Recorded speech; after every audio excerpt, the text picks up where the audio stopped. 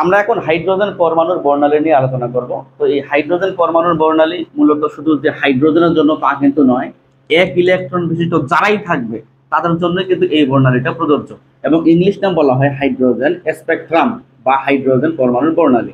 তো এখানে একটা কথা লিখছি, যে কোনো একটি এক ইলেকট্রন বিশিষ্ট পরমাণু বা আয়নের ক্ষেত্রে প্রযোজ্য। তো আমরা হয়তো পড়লাম হাইড্রোজেন, পরীক্ষা আসতে হয়তো বা হিলিয়াম প্লাস, তবুও তো এক ইলেকট্রন হয়ে গেল। লিথিয়াম 2 প্লাস এক ইলেকট্রন, বেরিলিয়াম 3 প্লাস এক ইলেকট্রন, তাহলে সবার জন্যই মোটামুটি এই বর্ণালীটা প্রযোজ্য মনে করো। তো যা হোক, তো এখানে একটা প্র্যাকটিক্যাল করা হয়েছিল, সেই প্র্যাকটিক্যালটাই আমি এখন তোমাকে বুঝাচ্ছি। এখানে কি কি করা হয়েছে, এখানে একটা টিউব ইউজ করা হয় যেটাকে বলে মানুষ ডিসচার্জ টিউব। এই ডিসচার্জ টিউবের মধ্যে একটা হাইড্রোজেন গ্যাস রাখা হয়। তো হাইড্রোজেন গ্যাস মানে জি আমাকে দেখাইতেই হবে, এটাই স্বাভাবিক। এবং এই যে দুইটা লাইন, এই দুইটা লাইনকে আমরা একটাকে বলবো অ্যানোড আর একটাকে বলবো ক্যাথোড। বোঝা গেল ডিসচার্জ টিউবে একটা অ্যানোড থাকে, একটা ক্যাথোড থাকে, এবং এখান থেকে আমরা তার কানেকশন দিব এবং এখানে একটা ব্যাটারি দেব। মূলত উদ্দেশ্য হচ্ছে হাই ভোল্টেজ তৈরি করা। এখানে আমরা হাই ভোল্টেজ তৈরি করব, হাই ভোল্টেজ দিয়ে কাজ করব। এবং এখানে যে আমরা বললাম যে হাইড্রোজেন গ্যাস রাখবো, এই হাইড্রোজেন গ্যাসটা অল্প চাপে রাখবো। এমসিকিউ, অল্প চাপে কত? প্রায়, এই চিহ্ন দ্বারা আমি প্রায় বোঝাচ্ছি, প্রায় 10 মিলিমিটার পারদ-চাপ। এইচজি মানে মার্কেটে তুমি জানো, বা পারদ-চাপ বলে মানুষ। তাহলে এই হাইড্রোজেন গ্যাসটাকে আমি যে ডিসচার্জ টিউবে রাখতেছি, কত চাপে রাখতেছি? প্রায় 10 মিলিমিটার পারদ-চাপে রাখতেছি। অথবা কিছু কিছু বইয়ে দেখবা স্বল্প চাপ, অল্প চাপ, কিছু বইয়ে হয়তো বা 10 মিলিমিটার পারদ-চাপ এইভাবে বলা আছে। আচ্ছা, এটার কাজ কি? এটার কাজ হচ্ছে তোমার যখন তুমি হাই ভোল্টেজ প্রয়োগ করবা তখন এখান থেকে কিছু রেডিয়েশন বের হবে। রেডিয়েশন মানে বিকিরণ বের হবে। তো এই বিকিরণের কালার কি? এখানে একটা এমসিকিউ লিখছি আমি। এই বিকিরণের কালার হচ্ছে গোলাপি কালারের, গোলাপি কালারের বিকিরণ বের হবে। এবং এখানে একটা ধাতব একটা জিনিস আমি রাখবো, ধাতব একটা, মনে করো কি বলে এটাকে, লোহার তৈরি কোনো একটা জিনিস, মনে করো লোহার তৈরি কোনো একটা জিনিস আমি এখানে রাখতে পারি। তো এখানে দেখো কি দিয়ে দেখছি আমি, ধাতুর তৈরি কালো রং করা যেন শোষণ করতে পারে। দেখো, এই যে এখন গরমের সময়, এখন কিন্তু সাদা পোশাক পরা ভালো না কালো পোশাক পরা ভালো বলো তো? কালো পোশাক পরা কখনোই ভালো নয়, কারণ কালো পোশাক সূর্যের আলোটাকে শোষণ করে নেয়। কালো পোশাকের একটা বৈশিষ্ট্য হচ্ছে সে সেই সূর্যের আলোটাকে ভালো করে শোষণ করতে পারে, এবং মানুষের গরম লাগবে, তাই কালো পোশাক পরা ঠিক না গরমের সময়। আর এই জিনিসটা কিসের তৈরি? ধাতুর তৈরি। এবং কি রং করা? কালো রং করা। তো কালো রং করলে কি যেন হয়? শোষণ করতে পারে ভালো করে। উদ্দেশ্য কিন্তু এটাই ছিল। আর ওই যন্ত্রটার মধ্যে ছোট একটা ফাঁক থাকবে। তো ফাঁকটাকে তোমরা হয়তো ফিজিক্সের ভাষায় চির নামে পড়ছো, বোধহয় নাকি পড়ছো, ফিজিক্সের ভাষায় চির নামে পড়ছো, ইংলিশে হয়তো স্লিট বলে, SLIT বা চির বলে। আচ্ছা ঠিক আছে, হইলো। এখন যে ঘটনা ঘটবে সেটা হচ্ছে যতগুলো রেডিয়েশন বের হবে সবগুলোই কিন্তু এই ফাঁক দিয়ে বের হতে পারবে না। বেশিরভাগ এই যে অংশটা এবং এই যে অংশটা, কালো যে অংশটা, এই যে এই অংশ আর এই অংশ, এই অংশের মধ্যে শোষিত হবে। বেশিরভাগ বিকিরণ শোষিত হবে কোথায়? এই জায়গাগুলোতে। তো বুঝে নিতে হবে, এই জায়গাগুলোতে শোষিত হবে, মানে এই রেডিয়েশন গুলো বেশিরভাগ শোষিত হবে এবং অল্প কিছু প্রতিফলিত হবে। অনেক সময় প্রতিফলিত হতে পারে প্রয়োজনের স্বার্থে কখনো কখনো, তবে সেটাও খুব কম। এবং কিছু বিকিরণ এই স্লাইড দিয়ে, এই চির দিয়ে বের হয়ে যাবে। কোথায় পড়বে? প্রিজমে পড়বে। আমরা সেদিন মানে এর আগের ক্লাসে প্রিজম আঁকার কিছু নিয়ম কানুন বলছিলাম, যে কিভাবে প্রিজম আঁকতে হয়। আমরা বলছিলাম যে আমরা প্রথমে একটা এরকম করে প্রিজম আঁকবো, তারপর আরো একটা এরকম করে প্রিজম আঁকবো, তারপর বলছিলাম এটার সাথে এটা জয়েন্ট লাগাই দেবা, এটার সাথে এটা জয়েন্ট লাগাই দেবা, এটার সাথে এটা জয়েন্ট লাগাই দেবা। ওইভাবে আমি এখানে একটা প্রিজম আঁকছিলাম, ওইভাবে আমি এখানে একটা প্রিজম আঁকছিলাম। কথা কি বুঝতে পারছো? বাংলা কথা, প্রিজম আঁকছি। ওকে, তাহলে এটা দরকার নাই, সে দিলাম। এইভাবে প্রিজম আঁকতে হয়, দুইটা ত্রিভুজ পাশাপাশি রেখে ঘটনা ঘটাই দেব। আচ্ছা, তাহলে এখানে কিছু বিকিরণ আসলো, বিকিরণের কালারও আমরা হয়তো বলে দিছি যে গোলাপি কালার। এই বিকিরণ যখন এই জায়গাতে আসবে, প্রিজমে আসবে, তখন এগুলা বেশ কিছু অংশে ভাগ হয়ে যাবে। প্রিজমের কাজটাই তো এটা, যে বিভিন্ন রঙে বা বিভিন্ন অংশে ভাগ করে ফেলা। তো এখানে আমরা ফটোগ্রাফিক প্লেট রাখবো। আমরা সেদিন বলছিলাম যে ফটোগ্রাফিক প্লেট আর প্রিজম এই দুইটা মিলে কি হয়? স্পেকট্রোমিটার তৈরি হয়। তো বোঝা গেল এই দুটো অংশ মিলে একটা স্পেকট্রোমিটার, শেষ গত ক্লাসে বলছিলাম। আচ্ছা, ফটোগ্রাফিক প্লেট, তো ফটোগ্রাফিক প্লেটে ধরা পড়বে আর কি, ফটোগ্রাফিক প্লেটে ধরা পড়বে যে কতগুলো রেখা পড়ছে এখানে। এখন কথা হচ্ছে আমার হাতটার দিকে যদি তুমি একটু তাকাও, এই যে আমি যদি ক্যামেরার সামনে এইভাবে ধরে রাখি, তো ক্যামেরার ওই প্রান্তে যে আছে সে কিন্তু শুধু আমার এই অংশটা দেখতে পাচ্ছে, কিন্তু এই পাশে কি আছে এবার কিন্তু দেখতে পাচ্ছে না। এবার দাগ দাগ কালো কালো দাগ আছে, এই আছে সেই আছে, বিভিন্ন রেখা আছে, দেখতে পাবে না কিন্তু। এবার যদি হাতটাকে এইভাবে একটু ঘুরাই, এবার দেখতে পাবে এখানে একটা দাগ আছে, এখানে একটা দাগ আছে, এই দাগ আছে, অনেক দাগ আছে। তাহলে এইভাবে কিন্তু সে দেখতে পাবে না। এখন আমার মনে করো প্রিজম থেকে এই সাইড থেকে আমার ইয়া আসতেছে, রেখাগুলো পড়লো এখানে, তো আমি এই সাইড থেকে বুঝবো কেমনে? বুঝার উপায় আছে। আমি যদি এইভাবে একটু ঘুরাই দিই তাহলে হয়তো আবার বোঝা যাবে যে কতগুলো রেখা পড়ছে। এইটাই আমি একটু হলে এইভাবে ঘুরে দিছি, দেখো তো। যদি উল্টাই দেই, ঘুরাই ফেলি, তাহলে এই জিনিসটা এইভাবে ঘুরে গিয়ে এরকম একটা ঘটনা ঘটবে। আগে ছিল এইরকম, এখন হয়ে গেছে এইরকম। তাহলে এখানে এই রেখাগুলো এখানে মনে করে লিখে ফেলছে। এবং প্রথম যে এই অংশটাকে বলবো n = 1 2 3 4, এরকম করে বেশ কিছু লিখছি এবং ইনফিনিটি পর্যন্ত লিখছি, অসীম পর্যন্ত লিখছি। এই বর্ণালীগুলো বিভিন্ন বিজ্ঞানী বিভিন্ন রকম কথাবার্তা বলছে। এই যে লাইম্যান নামে একজন ভদ্রলোক, উনি বলছে যে এটার জন্য, মানে এই n1 এর জন্য এই এই সিরিজটাকে বলা হবে লাইম্যান সিরিজ। আমি বলি নাই, এই লোক বলছে। তার মানে বোঝা গেল এগুলো কিন্তু মানুষের নামে নাম। এগুলো কার নামে নাম? মানুষের নামে নাম। কেমিস্ট্রিতে বেশ কিছু কাহিনী আছে যেগুলো অন্য মানুষের নামে না, যে আবিষ্কার করছে তার নাম অনুসারে। যখন পরিবেশ রসায়ন পড়বা, তখন পরিবেশ রসায়নের একটা বয়লার সূত্র আছে, বয়লার সাহেব নিজেই দিছে। লাশ হাতে লিয়ে দিছে, চার্লসই দিছে। এই হচ্ছে কাহিনী। তারপরে যখন 2 এ আসবে বামার হবে, 3 এ আসবে পেস্টন আসবে, পরে আসবে ব্রাকেট আসবে, 5 এ আসবে ফুন্টে আসবে, 6 এ আসলে হামফ্রিস হবে। তো এই কয়েকটা এখন পর্যন্ত পাওয়া গেছে। তো আমরা এই কয়েকটা পর্যন্ত পড়বো। তো এটা অনেকে টেকনিক দিয়ে মনে রাখে, যে লাইলি বললো প্রেম বোকামির ফলে হয়। তো এখানে দেখো বর্ণালীগুলো মনে রাখার টেকনিক। লাইলি বললো প্রেম বোকামির ফলে হয়। লাইলি মানে লাইমেন, বললো মানে বামার, প্রেম মানে পেস্টেন, বোকামির মানে ব্রাকেট, ফলে মানে ফুন্ট। এখানে একটা কথা বলি, ফুন্টের জায়গায় অনেক সময় ফান শব্দও থাকতে পারে, বা ফান মানে পড়ছো ফুন আসছে ফান, মনে করবো ওইটা বোঝা না, না এটা হয় পড়ছো হামফ্রিস আসছে হামফ্রেশ, তাহলে কোনো অসুবিধা নাই। এটাকে আমরা হামফ্রেশও বলতে পারি, হামফ্রেশ, হামফ্রেশও বলতে পারি। তোমার যেটা করণীয় হবে, বাসায় বসে সিরিয়ালি মুখস্থ রাখা। সিরিয়ালি মুখস্থ না রাখলে তুমি নাম্বার পাবা না। তাহলে আবার যদি আমরা প্রথম থেকে বলি, কি হলো এখানে? এখানে একটা আমি ডিসচার্জ টিউব রাখছি, বা নল বাংলায় পাবা বইয়ে রিডিং করলে। তো এই নলের ভিতর দুইটা জিনিস আছে, একটা হচ্ছে অ্যানোড, এই দণ্ডটা অ্যানোড, এই দণ্ডটা হচ্ছে ক্যাথোড। এই নলের এই টিউবের ভিতরে আমি একটা গ্যাস রাখছি, হাইড্রোজেন গ্যাস, অল্প চাপে রাখছি, প্রায় 10 মিলিমিটার পারদ চাপে রাখছি আর কি। ওকে, তারপর এখানে ব্যাটারি দ্বারা কানেকশন দিচ্ছি। উদ্দেশ্য হচ্ছে হাই ভোল্টেজ সৃষ্টি করে এখানে দেওয়া, এবং এখানে হাই ভোল্টেজ আসবে তখন কিন্তু এখান থেকে বিকিরণ বের হবে বেশ কিছু, এবং বিকিরণের কালারও আমরা মোটামুটি বললাম। এবং সব বিকিরণ আবার এই যে একটা যন্ত্র রাখছি আমরা, এই যন্ত্রের ফাঁক দিয়ে বের হতে পারবে না। এই যন্ত্রটা কিসের তৈরি জানো? ধাতুর তৈরি। এবং কি রং করা? কালো রং করা। তো কালো রং করার উদ্দেশ্যই হচ্ছে অন্যান্য মানে শোষিত যেন হতে পারে আর কি, যেন শোষণ করতে পারে কোনগুলো? এই বিকিরণগুলো। তো যেটা শোষণ হবে না, মনে করে এই দিক দিয়ে যারা যাবে তারা ওই দিক দিয়ে চলে গেল, যারা ওই সাইড দিয়ে যাবে তারা তো আর শোষিত হবে, এটাই স্বাভাবিক, এটাই স্বাভাবিক। তারপরে যেটা বের হয়ে যাবে চিট দিয়ে বা স্লিট দিয়ে, সেটা চলে যাবে সরাসরি প্রিজমে। প্রিজমে এসে এরা বিশ্লিষ্ট হয়ে যাবে। এবং কতগুলো রেখায় বিশ্লিষ্ট হচ্ছে সেটা আমাকে কে বলবে? এটা ফটোগ্রাফিক প্লেট বলবে। এখন ফটোগ্রাফিক প্লেটটা তো আমি এখন দেখতে পাচ্ছি না, এটা 2 ডাইমেনশনাল জিনিস, এটা তো দেখতে পাচ্ছি না।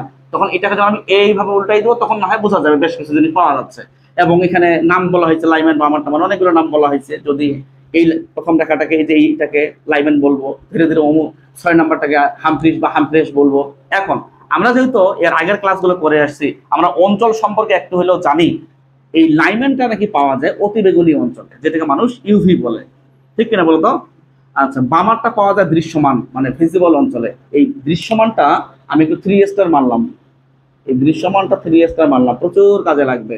এখানে তোমাকে বলবে যে কোন বর্ণালীটি দৃশ্যমান অঞ্চলে পাওয়া যায়, এটা প্রচুর কাজে লাগে। বাকিগুলো কাজে লাগবে না তা না, তবে এটা প্রচুর আমি দেখছি, প্রচুর যেটাকে বলে। তাহলে এটা মাথায় রাখবো। এবং পেস্টেন কোথায় পাওয়া যায়? একটা কথা বলি, সবগুলোই কিন্তু অবলোহিত। একটা কথা মাথায় রাখবে, এই 3টা। কিছু কিছু বইয়ে লিখছে অবলোহিত, সবগুলোই অবলোহিত। এখন তুমিও অবলোহিত পড়লা, কারণ স্যাররা লিখছে কিছু কিছু বইয়ে অবলোহিত পড়লা, কিন্তু অপশনে গিয়ে দেখতেছে আবার এইটাকেও কিছু কিছু মানে অপশনগুলো ভেঙে কাজ করছে ওরা। দেখো, পেশেন্ট অবলোহিত ঠিক আছে, কিন্তু সেটা হচ্ছে নিকট অবলোহিত, যেটা নেয়ার আইয়ার বলে মানুষ। ব্র্যাকেট এটাও অবলোহিত, সেটাকে বলে মানে আইয়ার, সেটা আইয়ার। ফুন বা ফান্ড যেটাকে আমরা বলছিলাম এটা হচ্ছে অতি অবলোহিত, অতি মানে ফার আইয়ার। হামফ্রিস সেম, অতি অবলোহিত ফার আইয়ার। তার মানে আমরা যেটা দেখতেছি সেটা হচ্ছে একমাত্র লাইম্যানটা হচ্ছে অতি বেগুনি অঞ্চলে, তারপরে তোমার বামারটা দৃশ্যমান, বাকি সবগুলো হচ্ছে তোমার অবলোহিত। তারপরে আমরা এখানে নেয়ার টেয়ার ফার টার এগুলো নিয়ে কাজ মোটামুটি করলাম।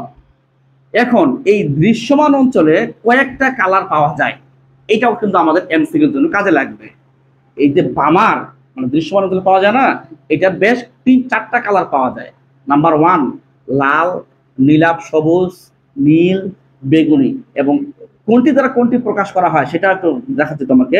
লাল হচ্ছে এটা এইচ আলফা, নীলাভ সবুজ এইচ বিটা, নীল এইচ গামা, বেগুনি এইচ ডেল্টা। তো এইভাবে তোমাকে এই কয়েকটা কালার মনে রাখতে হবে, যে এই কালার মানে তোমাকে বলবে বামার সিরিজে কোন কোন কালার গুলো পাওয়া যায়। যদি মুখস্থ থাকে ভালো, না হলে তো গেল, এই আর কি, আর কিছু না। তো যাও, তারপর তো এটা উল্টাইছি, কি কি করছে আমরা সবাই মোটামুটি বলে দিছি, এই আর কি। আর এখানে কথা বলার আমার মোটামুটি কিছু বলার নাই, তবে যে যে কথাগুলো বললাম সেখানে আমরা অফিসিয়াল ভাবে কিছু বাংলা কথা দিয়ে লিখছি, যেন তুমি ভবিষ্যতে যদি আমার কথাগুলো ভুলেও যাও, যেতেই পারো 6 মাস 1 বছর পর, তখন যদি এই রিডিংটা পরে তুমি আমার কথাগুলো মনে পড়ে আমার কথাগুলো। কি লিখছি?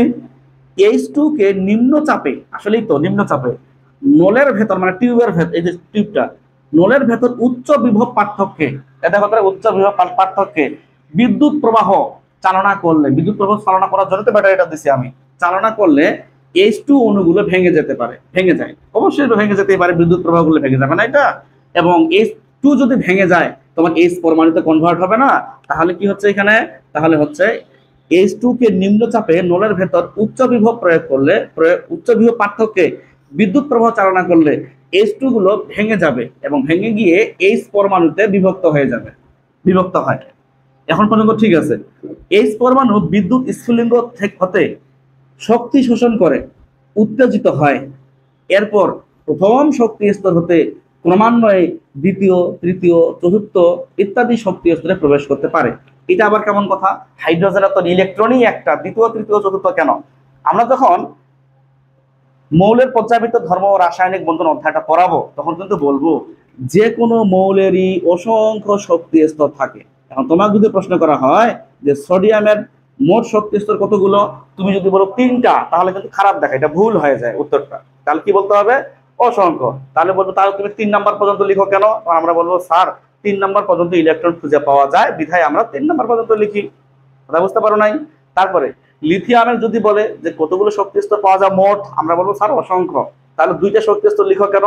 আমরা বলবো স্যার লিথিয়াম তো 3টা ইলেকট্রন, প্রথম শক্তি স্তর 2টা দেই আর দ্বিতীয় শক্তি স্তর 1টা দেই। আর তো শক্তি স্তর লেখার দরকার নাই, আপনি চাইলে লিখেন, সমস্যা নাই। কিন্তু আমাদের এইটুকু মাথায় রাখতে হবে যে যে কোনো মৌলেরই অসংখ্য শক্তি স্তর থাকে। তার মানে বোঝা গেল আমি যদি হাইড্রোজেন পরমাণু নিয়ে চিন্তা ভাবনা করি, তাহলে কিন্তু অসংখ্য এখানে শক্তি স্তর থাকতে পারে, এটাই তোমাকে স্বীকার করতে হবে। এই কারণে তো বলা হয়েছে এরপর প্রথম শক্তি স্তর হতে ক্রমান্বয়ে দ্বিতীয়, তৃতীয়, চতুর্থ ইত্যাদি শক্তি স্তরে প্রবেশ করে। শক্তি শোষণ করলে সেই ইলেকট্রন করে যাবে না? যাবেই তো, যেতেই পারে প্রবেশ করে। উচ্চ শক্তি স্তরে ইলেকট্রনের অবস্থানকে অস্থায়ী অবস্থা বলে। মনে করো এখান থেকে ইলেকট্রন, হাইড্রোজেনের ইলেকট্রনটা শক্তি শোষণ করে 3 নম্বরে আসলো, জাস্ট এক্সাম্পল 3 নাম্বার পর্যন্ত আসলো, তাহলে 3 নাম্বার শক্তি স্তরটাকে কি বলা হবে? দেখো এখানে উচ্চ শক্তি স্তরে ইলেকট্রনের অবস্থানকে কি বলা হবে? অস্থায়ী অবস্থা। তাহলে এই উদাহরণে 3 নাম্বারটা হবে অস্থায়ী অবস্থা, নাকি যদি 4 নাম্বারে যাইতো তাহলে সে 4 নাম্বারটাই হতো অস্থায়ী অবস্থা। যা হোক, এরপরে অল্প সময়ের মধ্যে নিম্ন শক্তি স্তর ফিরে আসে, মানে কি যেখানে মানে যেই শক্তি স্তর থেকে চলে গেছে, বের হয়ে চলে গেছে, সেই শক্তি স্তরে আবারও কিছুক্ষণ পরে সে ফিরে আসবে। তো ফিরে আসলে শক্তি বিকিরণ করে, এটা আমরা মোটামুটি জানি। তাহলে কি বলছি এখানে? অল্প সময়ের মধ্যে নিম্ন শক্তি স্তরে ফিরে আসে বা আসে, এবং যে পরিমাণ শক্তি শোষণ করে উপরে গিয়েছিল তা ফিরে আসার সময় বিকিরণ করে, বিকিরণ করে। এই কারণে যখন আমরা বর্ণালী টপিকগুলো একসময় আলোচনা করছি যে এখান থেকে এখানে যেতে যদি ডেল্টা এইচ পরিমাণ শক্তি লাগে, ওইখান থেকে ফিরে আসতেও ডেল্টা ই পরিমাণ শক্তি লাগে, তাহলে এখান থেকে নিচে ফিরে আসতেও ডেল্টা ই পরিমাণই শক্তি লাগবে। যখন আমরা ওই যে শ্বসন বর্ণালী বিকিরণ বর্ণালী নিয়ে কাজ করছিলাম এই কথাটা আমি সেখানে বলছিলাম। ওকে, তাহলে মোটামুটি বাংলা কথাটা এখন পর্যন্ত ঠিক আছে। যে পরিমাণ শক্তি শোষণ করে উপরে যাবে ঠিক সেই পরিমাণ শক্তি বিকিরণ করে নিচের দিকে চলে আসবে, এই কথাই কিন্তু এখানে বলা হয়েছে। এই হচ্ছে মোটামুটি আমাদের বাংলা কথা। তাহলে আমরা এতক্ষণ থেকে যে আলোচনাটা করে আসলাম সেটার একটা সংজ্ঞা এখানে স্পষ্ট করে লেখা হয়েছে, সেই সংজ্ঞাটা আমাদের জ্ঞানমূলক কাজে লাগবে। তো যে আমরা প্র্যাকটিক্যাল করে আসলাম সেরকমই কিন্তু সংজ্ঞাটা, যে একটি কাঁচ নলে নিম্ন চাপে রাখা H2 গ্যাসের ভেতর উচ্চ শক্তির বিদ্যুৎ চালনা করলে গোলাপি বর্ণের বিকিরণ ঘটে, যেটা আমরা ছবির মধ্যে দেখে আসলাম, যাকে স্পেকট্রোমিটারে চালনা করা হলে। স্পেকট্রোমিটার আমরা জানি দুইটা অংশ নিয়ে গঠিত, গত ক্লাসে আলোচনা হয়েছে, সেটা হচ্ছে প্রিজম আর হচ্ছে তোমার ফটোগ্রাফিক প্লেট। এই কারণে আমরা স্পেকট্রোমিটার বললাম, ভুল কিন্তু হয়নি।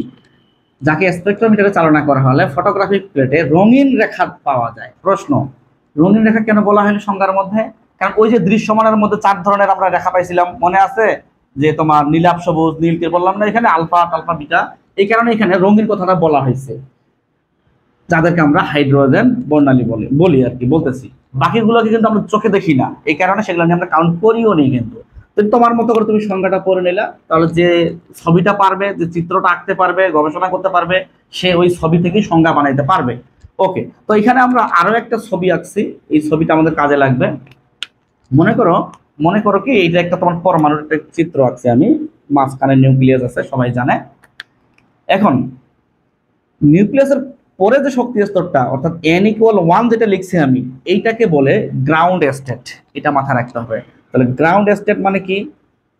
গ্রাউন্ড স্টেট মানে কি? নিউক্লিয়াসের কাছে যে শক্তি স্তরটা থাকে, প্রথমে যে শক্তি স্তরটা, সহজ বাংলায় n=1 যেটা, সেটাই হবে গ্রাউন্ড স্টেট। কাজে লাগবে যখন আমরা কোশ্চেন ব্যাংক ট্যাঙ্ক সলভ করবো। এখন তো আর কোশ্চেন ব্যাংক সলভ করতেছি না, হয়তো যখন করবো তখন কাজে লাগবে। এরপরে n=2 যখন হবে তখন এটাকে বলবো ফার্স্ট এক্সাইটেড স্টেট। এটা আবার কেমন কথা? ফার্স্ট এক্সাইটেড স্টেট কেন বলা হইলো আর গ্রাউন্ড স্টেটে বা কেন বলা হইলো?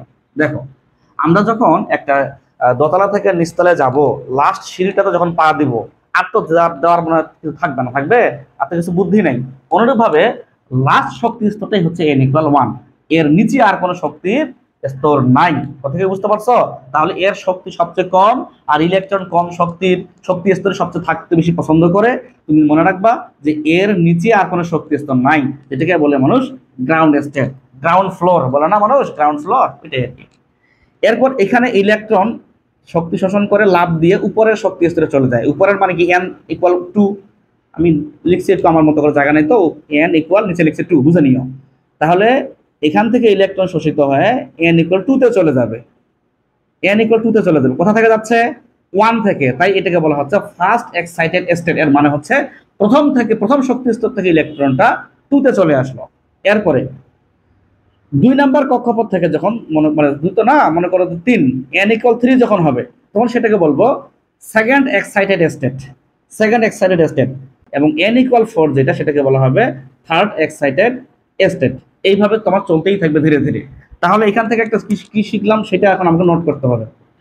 নোটটা হচ্ছে এরকম যে ground, GROUND, ground state n=1, first excited উত্তেজিত EXCITED, আর স্টেট মানে অবস্থা STATE।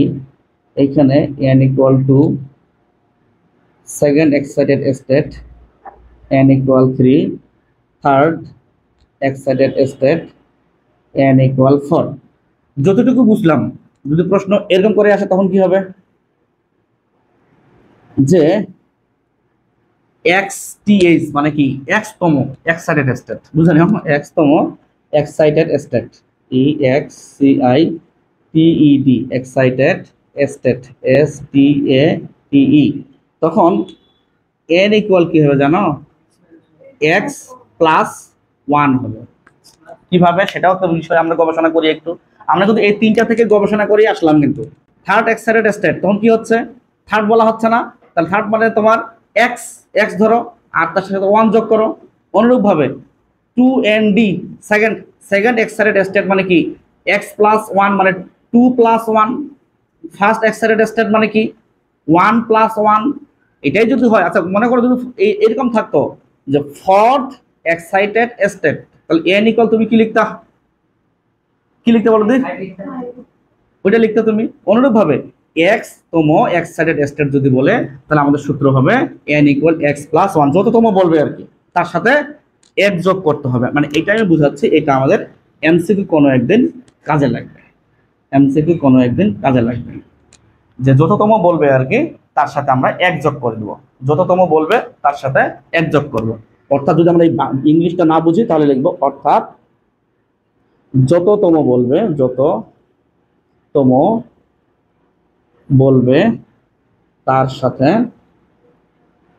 সাথে এক, বাংলায় লিখি এক যোগ করব। ওকে, এটা আমার বলা ছিল। আর এই গ্রাউন্ড স্টেটটা বলার দরকার ছিল, জানার দরকার ছিল। তাহলে এন যা হবে তার এক্সাইটেড স্টেট সেটা হবে না, এইটুকু মাথায় রাখতে হবে। এন ইকুয়াল 4 হলে এক্সাইটেড স্টেট 4 হবে, বিষয়টা কিন্তু এমন না, এইটুকু হলে মাথায় রাখতে হবে। ওকে,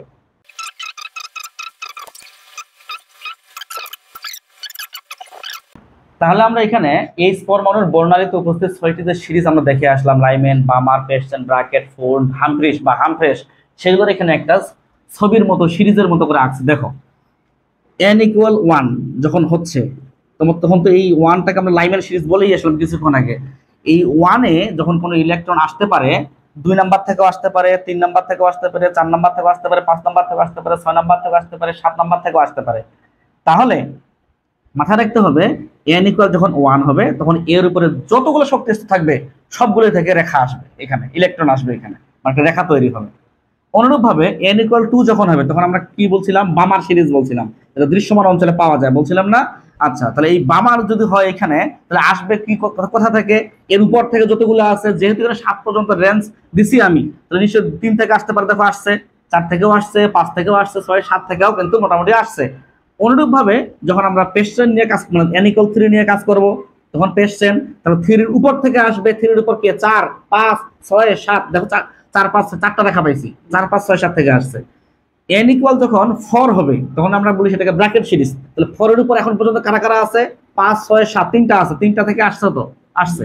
অনুরূপ ভাবে ফোন থেকেও সেম জিনিস, হাফরিজ থেকেও সেম জিনিস, হাফরিজের উপরে মাত্র একটা দেখতে পাচ্ছি, একটা হবে রেখা এখানে। এখন তোমাকে উদ্দীপকতা বলতে পারে এই পরমাণুর বর্ণালীতে 6টি সিরিজকে তুমি ছবি এঁকে দেখাও, তখন কি হবে, কথার কথা গ নাম্বার বললো, অ্যাটেনশনের রিটার্ন অংশে বললো, তখন এইভাবে তোমাকে সুন্দর করে ছবি আঁকতে হবে। আর আরেকটা কথা মাথায় রাখতে হবে, যে জায়গাতে রেখাগুলো আসতেছে সেটাকে আমরা রেফারেন্স হয়তো বলতে পারি, কি বলতে পারি, রেফারেন্স। তাহলে n ইকুয়াল 1 এর জন্য রেফারেন্স হচ্ছে এই রেখাটা, মানে এই n ইকুয়াল 1, এটার জন্য n ইকুয়াল 2 হচ্ছে রেফারেন্স। কেন, কারণ দেখো ভেদ করে কিন্তু আর নিচে আসেনি। তাহলে তাহলে এই উদাহরণে রেফারেন্স হচ্ছে 2, এই উদাহরণে রেফারেন্স তুমি কি বলবা, 3 বলবো, কারণ তোমাকে 3 ভেদ করে নিচে আসতেছে না। রেফারেন্স হচ্ছে 4, রেফারেন্স 5, রেফারেন্স 6, রেফারেন্স হচ্ছে 4 তো পড়ে যাচ্ছি না, রেফারেন্স 6 কিন্তু, অর্থাৎ 6 এ যখন আসবে 7 থেকে তখন আর নিচে আসতেছে না, অর্থাৎ যেই রেখাতে গিয়ে পড়বে আর নিচে যাবে না, তাহলে ওই রেখাটাই হচ্ছে যেখানে গিয়ে পড়বে আর কি, সেটাই হচ্ছে রেফারেন্স আমরা বলতেছি। তো যা হোক, তুমি শুধু এইটুকু ছবি আঁকার চেষ্টা করবা, এনাফ। আমরা এখন লাইন নাম্বার একটা টপিকে চলে আসলাম, যে আসলে লাইনের একটা ব্যাপার স্যাপার থাকে। তো এখানে আবারও পূর্বের মতো আঁকছি, n ইকুয়াল 1 থেকে n ইকুয়াল 7 পর্যন্ত আঁকছি।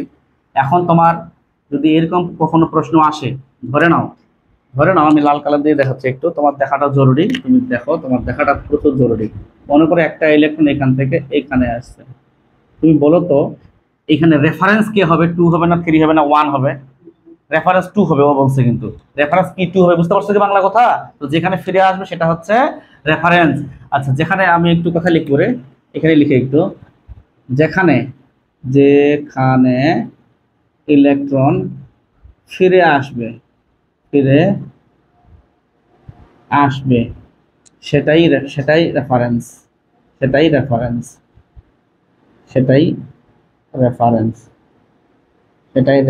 বাংলায় ইংলিশে লিখো REFERENC, রেফারেন্স, অসুবিধা নেই, রেফারেন্স। তাহলে এই উদাহরণ অনুযায়ী রেফারেন্স 2, ভালো কথা। একটু তুমি, আমার মনে হয় তুমি তাকানোটা জরুরি তোমার জন্য সবচেয়ে বেশি।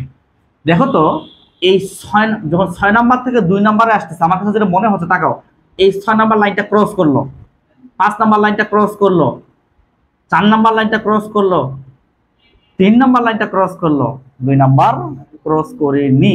তাহলে এখানে কয়টা ক্রস করছে রে দেখি তো একটু, 1 2 3 4টা বোধহয়, দেখো তো একটু, দেখো তো 4টা না, 4টা ক্রস করছে। আচ্ছা ঠিক আছে, করুক। এখন আমি এই জিনিসটাকে নাম্বারিং করলাম এন অফ লো, এল কম আর কি, লো। আমি এইখানে নাম্বারিং করলাম এন অফ হাই, করা যাবে বোধহয়, উপরে যেহেতু আছে আমি হাই দিলাম, লো দিলাম। তো অনেকে এখানে N1 ধরতে পারে এটাকে, এখানে N1 ধরতে পারে, এখানে N2 ধরতে পারে, কোনো অসুবিধা নাই। এখন এখানে যদি একটু গবেষণা করে দেখি লাইন নাম্বারটা আসলে কিভাবে কি হচ্ছে। আচ্ছা এখানে ইকুয়ালে দিলাম, সমস্যা নেই। এটা কিভাবে আসতেছে, N হাই মাইনাস N লো। তুমি নিজের বিবেককে বিশ্লেষণ করো তো, N হাই মানে কত রে, 6, N লো মানে কত বলো তো, 2, তাহলে কত হচ্ছে, 4 হচ্ছে। কথা বুঝতে পারছো কি আমি কি বুঝাচ্ছি? এখন আমি যদি আরো একটা রেখা নিয়ে কাজ করি, দেখো আমি একটু অন্য কালার দিয়ে দেখাই এবার। মনে করো যে 5 থেকে আসছে 3, এই উদাহরণের রেফারেন্স কে তাহলে বলো তো, 3। তাহলে এখানে আমি এন লো দিতে পারি বোধহয়, এই কথা বলো, পারি কি, পারি। আমি এখানে কি দিতে পারি বলো তো একটু, এন হাই। এই উদাহরণ অনুযায়ী কোনটা তোমার প্রশ্ন হবে সেটা আমিও তো জানি না, কোন কোথা থেকে তোমার আসতে বলবে। জাস্ট আমি একটা দুটো উদাহরণ দিচ্ছি, তাহলে তুমি একটা আইডিয়া পাবা। তাহলে এইখানে আমি যদি লাইন নাম্বার লিখতে চাই, line number NAMBER, line number লিখতে চাই, তাহলে দেখো তো গুনবো, আমি গুনবো গুনবো গুনবো, একটা ক্রস করছে, 2টা ক্রস করছে, তাহলে এই উদাহরণে লাইন নাম্বার কত হচ্ছে বলো তো, 2। এখন আমি যদি সূত্র ফেলাই এখানে, সূত্রটা নিজে নিজে বানাই একটা চেষ্টা করি, এন হাই মাইনাস এন লো, দেখো তো এন হাই মাইনাস এন লো। তুমি নিজের বিবেককে প্রশ্ন করো, হাই এর জায়গায় তুমি 5 লিখতেছো, হাই এর জায়গায় 5 লিখতেছো, লো এর জায়গায় তুমি লিখতেছো কত, 3 নাকি, কথা বলো, 3 লিখতেছো, তাহলে পাচ্ছ কত, 2। মানে আমি যেটা বুঝাতে চাচ্ছি সেটা হচ্ছে কি, সেটা হচ্ছে যে তোমার সব সময় তো গুণাগুণি আমাদের সম্ভব না, এই কারণে একটা সূত্র আমরা ফেলতেছি। এখানে আমি সূত্রটা লিখি যে সুতরাং সুতরাং line number, line number, line number বের করা যায় এন হাই থেকে এন লো। কথা কি বুঝতে পারছো? সূত্র লেখা যায় না, এটা আমি বক্স করে দিলাম, এটা আমি এটা বক্স করে দিলাম, দেখি কি হয়। এটা আমি বক্স করে দিলাম। আচ্ছা এখন যখন আমরা বই পুস্তক ঘাটাঘাটি করবো তখন তো আর এল আর হাইটাই থাকবে না, তখন এরকম হতে পারে হয়তো, দেখি একটু, যদি যদি এন এইচ ইকুয়াল N2 হয়, মানে হাইটাকে N2 ধরলাম আর এন লোটাকে N1 ধরলাম, তাহলে কি হবে, তাহলে তাহলে লাইন নাম্বার, লাইন নাম্বার,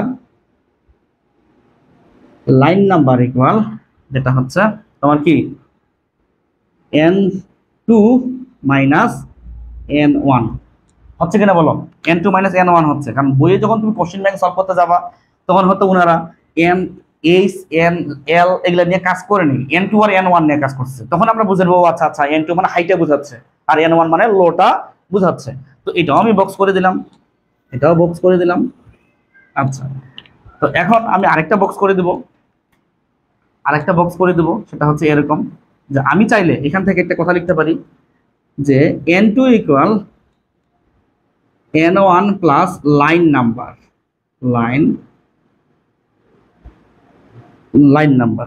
তুমি যেটা দিয়েই যাও না কেন, যেটা দিয়েই যাও না কেন তুমি ম্যাথ করতে পারবা। আমরা একসময় যখন রিডবার্গের সমীকরণ দিয়ে ম্যাথ করব তখন কিন্তু N2 এর প্রয়োজন হবে।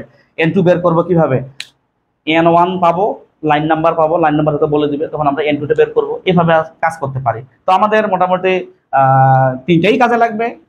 কিন্তু এটা একটু যখন কোশ্চেন টোশ্চেন সলভ করতে যাবা না তখন একটু এই বক্সটা বেশি কাজে লাগবে। তুমি জানো এটাও তা এটাও তা, কিন্তু এটা দিয়ে হয়তো তাড়াতাড়ি করতে পারবা এই আর কি। এবং এটাও 3টাই কিন্তু সেম জিনিস, কিন্তু এটা দিয়ে ম্যাথ করতে বেশি কাজে লাগবে, তোমার সবসময় বেশি কাজে লাগবে। ওকে, আমরা এখন বোরের সমীকরণ থেকে রিডবার্গ সমীকরণ প্রতিপাদন এবং রিডবার্গ ধ্রুবকের মান নির্ণয় করব। অর্থাৎ আমাদের একটা রিডবার্গ ধ্রুবক একটা সমীকরণ পাবো যে 1/λ equal r is 1/n1 square minus 1/nt square. সূত্র দিয়ে ম্যাথ করতে হয় ঠিক আছে, কিন্তু প্রতিপাদনটা আমাদের লাগবে। তো কিভাবে করব, বোরের সমীকরণ থেকে। তো বোরের যে শক্তির একটা সমীকরণ আমরা পড়ছিলাম, অবশ্যই কারো না কারো মনে আছে, যে ই এন ইকুয়াল কি ছিল বলতো, minus twice pi square M Z square E to the power 4 by N square S square. এটা কিন্তু আমরা জানি কোথা থেকে বলতো, বোর থেকে জানি, বোরের শক্তি সমীকরণ থেকে জানি। এটা আর বেশি কথা বলতেছি না, যেটা পরে আসছে। এবার এখান থেকে আমি ই তোমার কি করব, 1 করব, ই 1 নিয়ে কাজ করব। Minus twice pi square M Z square E to the power 4 by N 1 square H square. মানুষ প্রশ্ন করতে পারে আপনি এখানে 1 বসে দিলে তো কাজটা হয়ে যেত, 1 স্কোয়ার দিলেই তো হয়, কিন্তু আমি তো একটা প্রতিপাদন করবো, তো তাই এখানে 1টা একবারে বসাবো না, প্রতিপাদনটা সূত্র নিয়ে আসবে। ওকে, এখন আমি আবারও ই2 নিয়ে কাজ করব। ই2 নিয়ে যদি কাজ করি, minus twice pi square M Z square E to the power 4 by N 2 square H square. Same ব্যাখ্যা, যে এখানে আপনি 2 দিলেন না কেন, আমি বলবো যে এখানে 2 দিচ্ছেন, 2 দিলে তো 4ই হইতো, 2 স্কোয়ার মানে 4 হতো না, কিন্তু আমি একটা সূত্র প্রতিপাদন করব, এই কারণে এখানে আমি 4 লিখলাম না, আমি n2 এর জায়গায় n2 করে দিলাম। ঠিক আছে, এখন যেটা করতে পারি আমি সেটা হচ্ছে আজা, মানে আমরা জানি। আবারও দেখো তো আমার সাথে একমত কিনা, আমরা বোরের মডেলে এইরকম কিছু জিনিস করছি কিনা। E two minus E one equal H nu equal H C by lambda, H C by lambda, এইটুকু করছি কিনা খালি বলো। আচ্ছা করছি, তাহলে আর কোনো প্রশ্ন নাই এখানে। এখন যেহেতু স্বীকার করছো, তাহলে এখন কথা হচ্ছে আমি লিখতে চাচ্ছি, আমার মন চাইলো H C by lambda equal E two minus E one লিখা যাবে? হুহা বলো, কিছু লিখা যাবে? যাবে। এখন আমি এইচ সি বাই ল্যামডা করব। এখন খেলা হচ্ছে এইখানে, minus twice pi square M Z square E to the power 4 by N 2 square H square. এখন এখানে মাইনাস মাইনাস, আচ্ছা মাইনাস তো করে দেওয়ার সুবিধা নাই, যদি কেউ না বুঝে, minus twice pi square M Z square E to the power 4 by n1 square H square H square. Okay, মোটামুটি একটা আইডিয়া আসছে। এখন আমরা যেটা করতে পারি সেটা হচ্ছে, আমি স্কিপ করতেছি না, যেহেতু প্রথম প্রথম করতেছো তো ফার্স্ট ইয়ার, স্কিপ করলে সমস্যা হতে পারে। Z square E to the power 4 n2 square H square, minus মানে যে প্লাস হয়ে গেল, এখানে twice pi square M Z square E to the power 4 by N square H square. আমি যদি স্কিপ করতে পারতাম 2-3টা লাইন, কিন্তু করতেছি না, তোমার জন্য করতেছি না, আমি নিজে করলে অবশ্যই করতাম। এরপরে twice pi square M Z square E to the power 4 by n1 square n1 square H square, মানে প্লাসটাকে এই পাশে রাখলাম, মাইনাসটাকে ওই পাশে দিব আমি ভেজাল কমানোর জন্য। তাহলে এখানে তোমার twice pi square M Z square E to the power 4 by n2 square H square. Okay, এখন পর্যন্ত মোটামুটি লাইনে আছি আমরা সবাই, দেখি কি হয়। কমন টমন যায়, সবাই জানে সেটা কমন যায়। এই কমন যায় কিনা? যায়। Twice pi square M Z square E to the power 4 by H square, এটা কমন যায়। কমন যদি যায় তাহলে এটা হবে 1 by n1 square minus 1 by n2 square. এখন পর্যন্ত মোটামুটি আমরা লাইনে আসি। আর এই পাশে তো ছিল তোমার এইচ সি বাই ল্যামডাই পড়েছিল। ওকে, আমরা এই পাশটাতে একটু চলে আসি, যেহেতু আমাদের জায়গা শর্ট। দেখো তো, তাকাও সবাই, সবাই তাকাও, আমি এরপর একটা লাইন ইয়ে করবো। তো আমাদের এই জিনিসগুলো যদি কোনাকুনি গুণ করি, এই দুইটা জিনিস কিন্তু এখানে চলে আসবে, অর্থাৎ এইচ সিটা এখানে চলে আসবে, এখানে শুধু 1 বাই ল্যামডা পরে থাকবে। দেখো তো এবার 1 বাই ল্যামডা ইকুয়াল যেটা হবে, তাকাও, twice pi square M Z square E to the power 4। যদি তুমি বুদ্ধিমান হয়ে থাকো, আমি এখানে সি এইচ কিউব লিখবো, যদি বুদ্ধিমান হয়ে থাকো বুঝতে পারবা। এইচ কিউব, এইচ কিউব এখানে সি, তাহলে এখানে সি এইচ কিউব। এখন প্রশ্ন যদি সি এইচ কিউব দেওয়া থাকে এরকম করে কোনোভাবে, আর তুমি যদি স্যারকে পরীক্ষার হলে বলো স্যার এটা ভুল লিখছে বোধহয়, এটা হবে বড় হাতের এইচ, এটা বোধহয় হবে নিচে মিথাইল, না এটা না।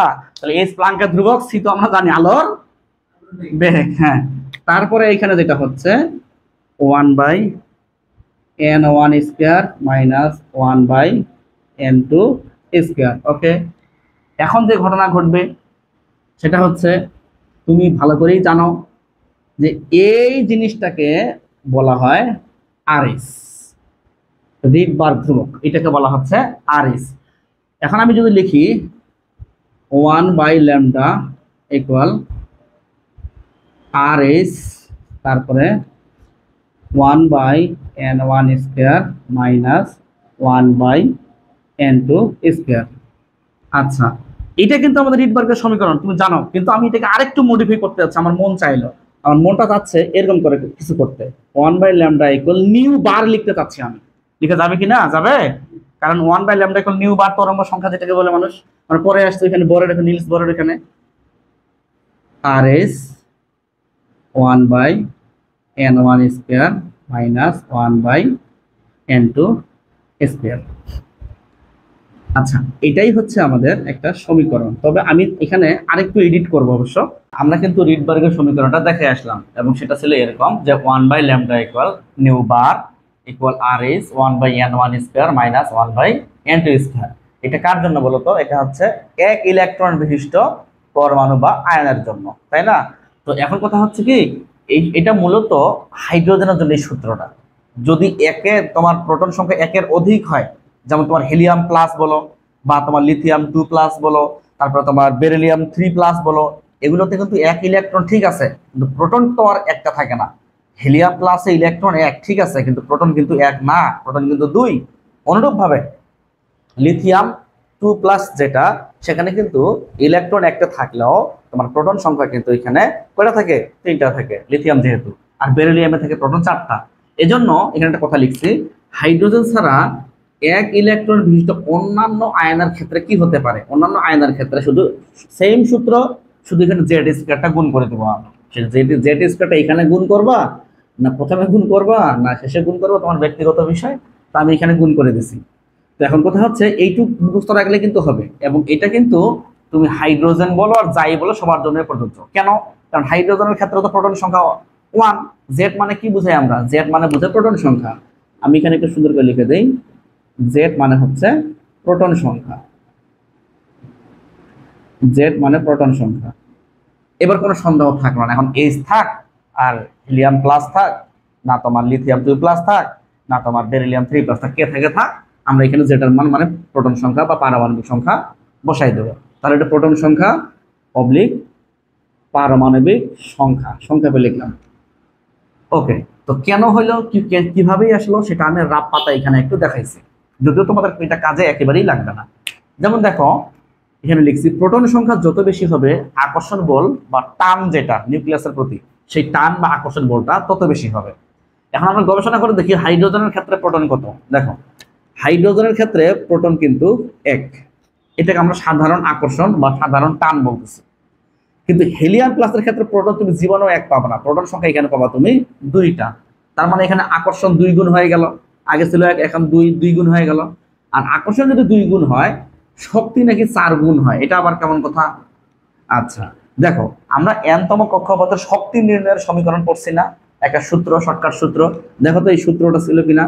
n তম কক্ষপথে ইলেকট্রনের শক্তি নির্ণয়ের সূত্র En equal -2.18 × 10⁻18 joule into Z square by N square. এই শক্তির সাথে এই জেটের সম্পর্ক দেখো তো কেমন সম্পর্ক, সমানুপাতিক সম্পর্ক কিনা? En এর সাথে শক্তির সম্পর্ক কেমন, এই জেটের সম্পর্ক কেমন? সমানুপাতিক সম্পর্ক। তাহলে আমাদের জেড বাড়লে শক্তিও বাড়বে। এখন জেড যদি 2 আমি বসাই, তাহলে 2 2 4, En হবে 4। এখানে যদি জেটের এখানে 4 বসাই, 4 × 16, En হবে 16। অনুরূপভাবে দেখো এখানে 4 গুণ কিভাবে হইলো, জেড স্কয়ার, জেড স্কয়ার মানে তুমি তোমার এই যে প্রোটন যে 2, এখানে তুমি 2 বসাও, 2 স্কয়ার করো, 4 পাবা। অনুরূপভাবে লিথিয়ামের ক্ষেত্রে প্রোটন সংখ্যা, লিথিয়াম 2 প্লাসের ক্ষেত্রে প্রোটন সংখ্যা তুমি 3 পাবা। তার মানে এখানে আকর্ষণ এবার 3 গুণ হইলো, 1 গুণ থেকে 3 গুণ হইলো। আচ্ছা শক্তি এবার তুমি 9 গুণ পাবা। কিভাবে পাইলাম? এই সূত্র থেকে পাইছি, জেড স্কয়ার থেকে। আমি এখানে জেড স্কয়ারের মান বসাইছি 3, 3 3 9, এটা 9 পাইছি। অনুরূপভাবে বেরিলিয়াম 3 প্লাস, এখানে প্রোটন সংখ্যা কত? 4, তাহলে আকর্ষণ হবে 4 গুণ। এবার ধীরে ধীরে কিন্তু বাড়তেছে। আচ্ছা তাহলে শক্তি হবে 16, শক্তি 16 কিভাবে আসলো? এই সূত্র থেকে আসছে। এই যেটা এখানে আমি 4 বসাইছি, মানে এটা জাস্ট আমি তোমাকে জানার জন্য দিলাম, এটা কিন্তু কাজে লাগবে না। হ্যাঁ, এটা কিন্তু পরীক্ষায় লিখতে হবে না, জানার জন্য, তোমার মনের মধ্যে যে প্রশ্ন যে কেন আপনি এখানে জেড স্কয়ার বসাইলেন, আমরা তো প্রমাণ করে নিয়েই আসছে, এখানে এখানে তো জেড স্কয়ার ছিল না, প্রমাণ যে করে আসলাম, এখানে দিলেন কেন? এই কারণে আমি এখানে রাফটা তোমাকে দেখাইলাম, তোমার কিন্তু কাজে লাগবে না। আর এই যে সূত্রটা, এই সূত্রটা এনতম কক্ষপথের শক্তি নির্ণয়ের যে সমীকরণ বা সূত্র আমরা পড়ে আসছি, সেখানে এই সূত্রটা কিন্তু ছিল। ঠিক আছে, ওকে। এরপর এখানে এক্সট্রা কিছু তথ্য আমাকে মনে রাখতে হবে। যেমন অলরেডি আমরা জানি অবশ্য যে 1 জুল ইকুয়াল 10⁻⁷ আর্ক, জানি না? কিন্তু এটা যদি তুমি উল্টাও, অর্থাৎ তুমি এখান থেকে যদি এখানে আসো, তাহলে তোমার মানে 1 আর্ক ইকুয়াল যদি তুমি জুলে যাও, তাহলে তোমার সবে ঠিক থাকবে, শুধু এখানে ইনভার্স বসবে। যেমন দেখো 1 আর্ক ইকুয়াল 10⁻⁷ জুল। অনুরূপ ভাবে তুমি যদি জুল থেকে এখানে আসো, তখন তুমি এটা পাবা, মানে ওই মানটাই হবে, তখন ইনভার্স দিয়ে হবে। তাহলে যে কোনো একটা তোমাকে মনে রাখতে হবে। আমি আবার বলতেছি, জুল থেকে যখন আর্গে যাবা এটা তুমি মুখস্থ রাখবা, আর যখন উল্টা সাইড থেকে আসবা আর্ক থেকে জুলে যাবা, ওই মানটাই বসাবা, তখন ইনভার্স দিয়ে বসাবা। অনুরূপ ভাবে যখন তুমি জুল থেকে আর্গে আসবা, অর্থাৎ 1 জুল মানে কত আর্ক, এই মানটাই বসাবা ইনভার্স ছাড়া। এই টেকনিক একটু মাথায় রাখতে হবে, অনেক সময় কাজে লাগতে পারে। অনেক সময় শক্তি বের করতে বলবে, তো দেখো অনেক সময় তোমার তুমি 1/λ মানে কি ল্যামডা বের করছো কোনোভাবে, ল্যামডা যদি বের করতে পারো, তোমাকে ডেল্টা ই বের করতে বলতে পারে ওনারা যারা প্রশ্ন করবে, তখন শক্তির যে একক জুল বা আর্ক, এগুলো তো তোমাকে কিন্তু কনভার্ট করতে হতে পারে ভবিষ্যতে। এরপরে চলে আসে এখানে 1 আর্ক ইকুয়াল 6.24 × 10⁻11 ইলেকট্রন ভোল্ট। জি, এই জিনিসটা তোমাকে মুখস্থ রাখতে হবে, কিছু করার নাই। অনেক সময় এমনও হতে পারে যে শক্তিটা তোমার জুলে না চেয়ে বা আর্গে না চেয়ে ওনারা ইলেকট্রন ভোল্টে যাচ্ছে, আর তোমার শক্তি বের হয়েছে জুলে। রেজাল্ট আর কি, মানে তুমি রিডবার্গের সমীকরণ নিয়ে কাজ করে এই যে এই সূত্রে অ্যাপ্লাই করে ল্যামডার মান নিয়ে আসলা। এখন ল্যামডার মান যখন তুমি নিয়ে আসবা, তখন মনে করো তোমার শক্তি চাইছে ওনারা, তুমি এখন ডেল্টা ই ইকুয়াল hc/λ করতে পারবা না? পারবা। কিন্তু এই ডাটাগুলো এখানে বসায় টসায় তুমি শক্তি একটা রেজাল্ট নিয়ে আসলা। এখন শক্তির রেজাল্ট কি আসতে পারে? ল্যামডার মান হয়তো তুমি মিটারে যদি নাও, মানে এসআই যদি সব বসাও, তাহলে শক্তির একক জুল আসবে। আর যদি তুমি সবগুলো ডাটা সিজিএস এ বসাও, শক্তির একক হয়তো বা আর্ক আসবে, হয়তো বা না, মানে আর্ক আসবে। এখন জুল বা আর্ক তুমি আনতে পারতেছো, কিন্তু কোশ্চেনে দেখতেছো বা অপশনে দেখতেছো জুল আর্ক একটাও নাই, আছে ইলেকট্রন ভোল্ট। তো চাইলে এখন আমি ওই আর্ক থেকে ইলেকট্রন ভোল্টে যেতে পারি, অথবা মনে করো জুলে আসছে আমার রেজাল্ট, ডেল ই এর রেজাল্ট জুলে আসছে, আমি জুল থেকে আর্কে যেতে পারি, আবার আর্ক থেকে ইলেকট্রন ভোল্টেও যেতে পারি। এগুলো কিন্তু কষ্ট করে মাথায় রাখতে হবে। আর আরেকটা কথা মাথায় রাখতে হবে, সেটা হচ্ছে আমরা জানি যে 1 ক্যালোরি ইকুয়াল 4.2 জুল, জানি কিনা বলো? আমরা কিন্তু এখানে লিখে দিচ্ছি একটু, যে এইভাবে লিখে দিচ্ছে 1 ক্যালোরি ইকুয়াল 4.187 জুল, 187, যেটাকে মানুষ 2 বলে, কিন্তু 2 জুল, 2 জুল। আবার বলি 1 ক্যালোরি ইকুয়াল 4.2 বলতে কেউ, অথবা 4.187 জুল বলতে পারে। কথা কি বুঝতে পারছো? আচ্ছা, আমি যদি 1 ক্যালোরি থেকে এত জুল যেতে পারি, আমি কি 1 জুল থেকে ক্যালোরি আসতে পারবো না? অবশ্যই পারবো। মানে আমি বলতে যাচ্ছি, এমনও তো হতে পারে যে শক্তির এককটা জুল বা আর্ক না থেকে ক্যালোরিতে চাচ্ছে ওনারা, তখন তুমি জুলে বের করে ক্যালোরিতে কনভার্ট করবা। কারণ আমরা জানি 1 ক্যালোরি ইকুয়াল এত জুল, মানে তখন তুমি লিখবা যে 4.187 জুল মানে হচ্ছে 1 ক্যালোরি, অতএব 1 জুল মানে কত ক্যালোরি, 1/এটা সেটা। কথা বুঝতে পারছো আমি কি বুঝাচ্ছি? কাজে লাগবে। কিন্তু কখনো কখনো এই সিচুয়েশনও আসতে পারে, যে 1 কিলো ক্যালোরি মানে এত কিলো জুল। মানে আমরা পড়ছি 1 ক্যালোরি ইকুয়াল 4.187 কিলো জুল, এই জুল। এখন ওনারা কিলো জুল নিয়ে প্রশ্ন করতে চাচ্ছে, তখন এইভাবে করতে পারে। তখন আমরা এখানেও মানে দেবো যে 1 কিলো ক্যালোরি মানে 4.187 কিলো জুল।